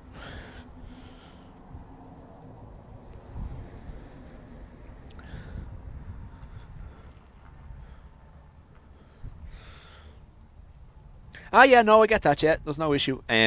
We'll hopefully manage to get this max now in the next couple of minutes, and we'll see where we go from there. Once it gets busy, I don't mind, you know yourself. What are you doing? Definitely hunting something in that area.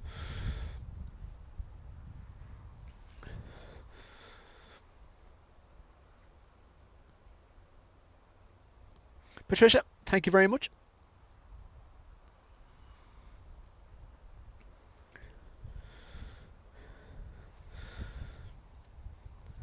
I mustn't sound great if you're all telling me to go home.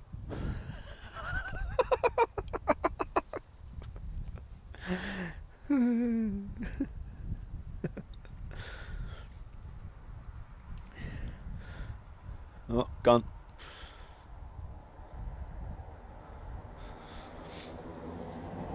Oh, he moved. He's over here.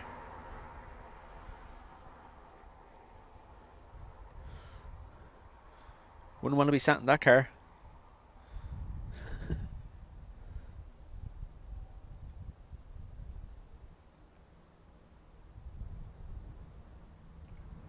Stay still, would you?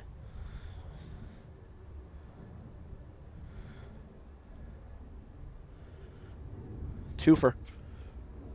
Two of them doing it, look.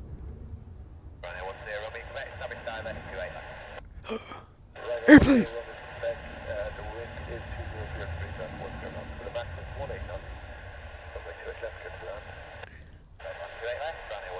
Next one after the max, right, so we'll call it on this one, so sorry folks. I do still sound somewhat poorly. I know, yeah. No, I can hear it in my own voice. I'm not as high pitched as I normally am.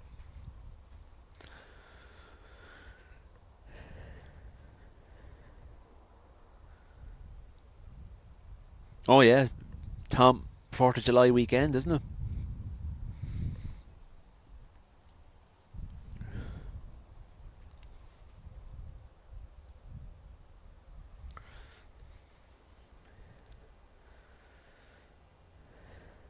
Roxy on 50 a day. Sorry.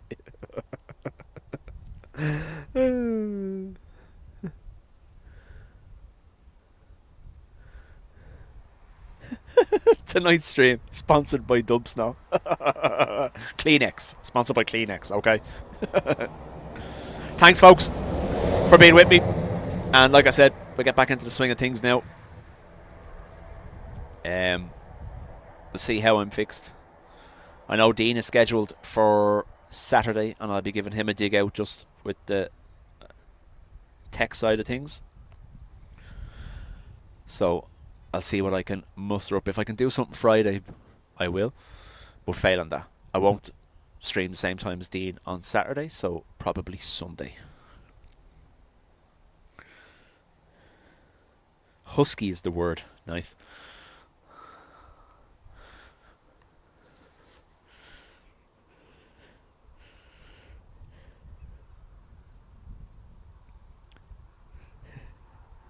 But it is 28 minutes out. Yeah, no, sure, look, we have another nearly 20 minutes before the next one after this, so there's no point in hanging on. Listen to me sniffling. We'll get back proper into the swing of things. No gear down, yeah? You've no gear down. Oh, there you go.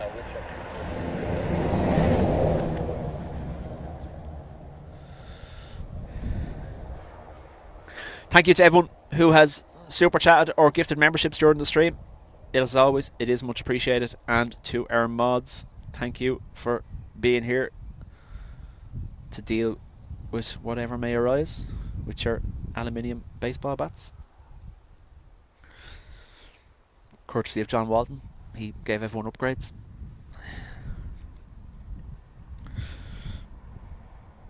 Thanks, Rob.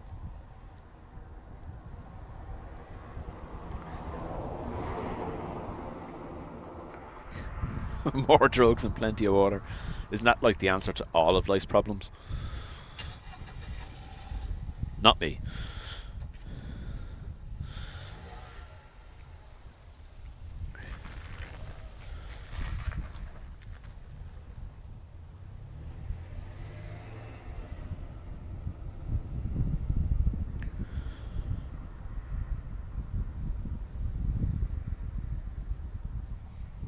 Actually, where's the Emirates at? What's going on here? They're all conspiring against me this evening, deciding not to show up.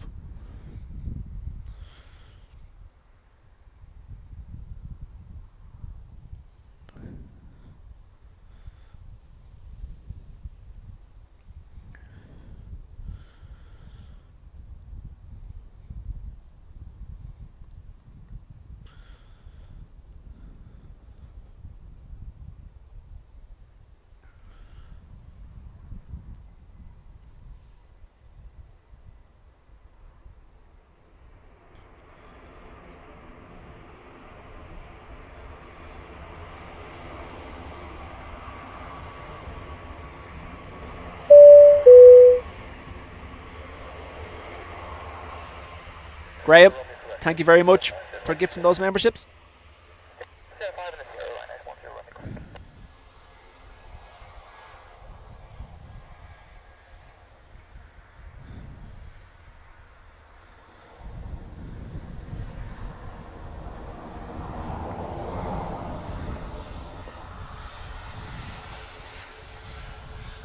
Oh, it's over John at the minute. It's that far out still. Alright. Stand by for DHL truck.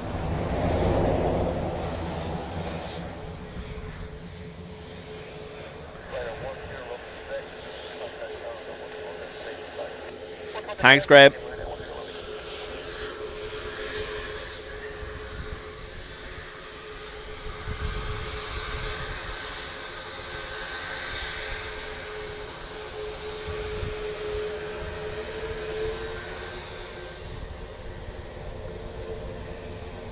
Nil by waves.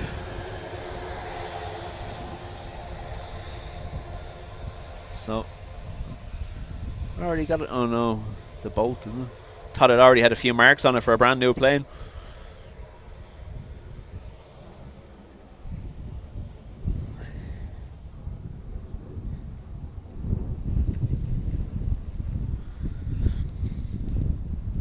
Right, folks.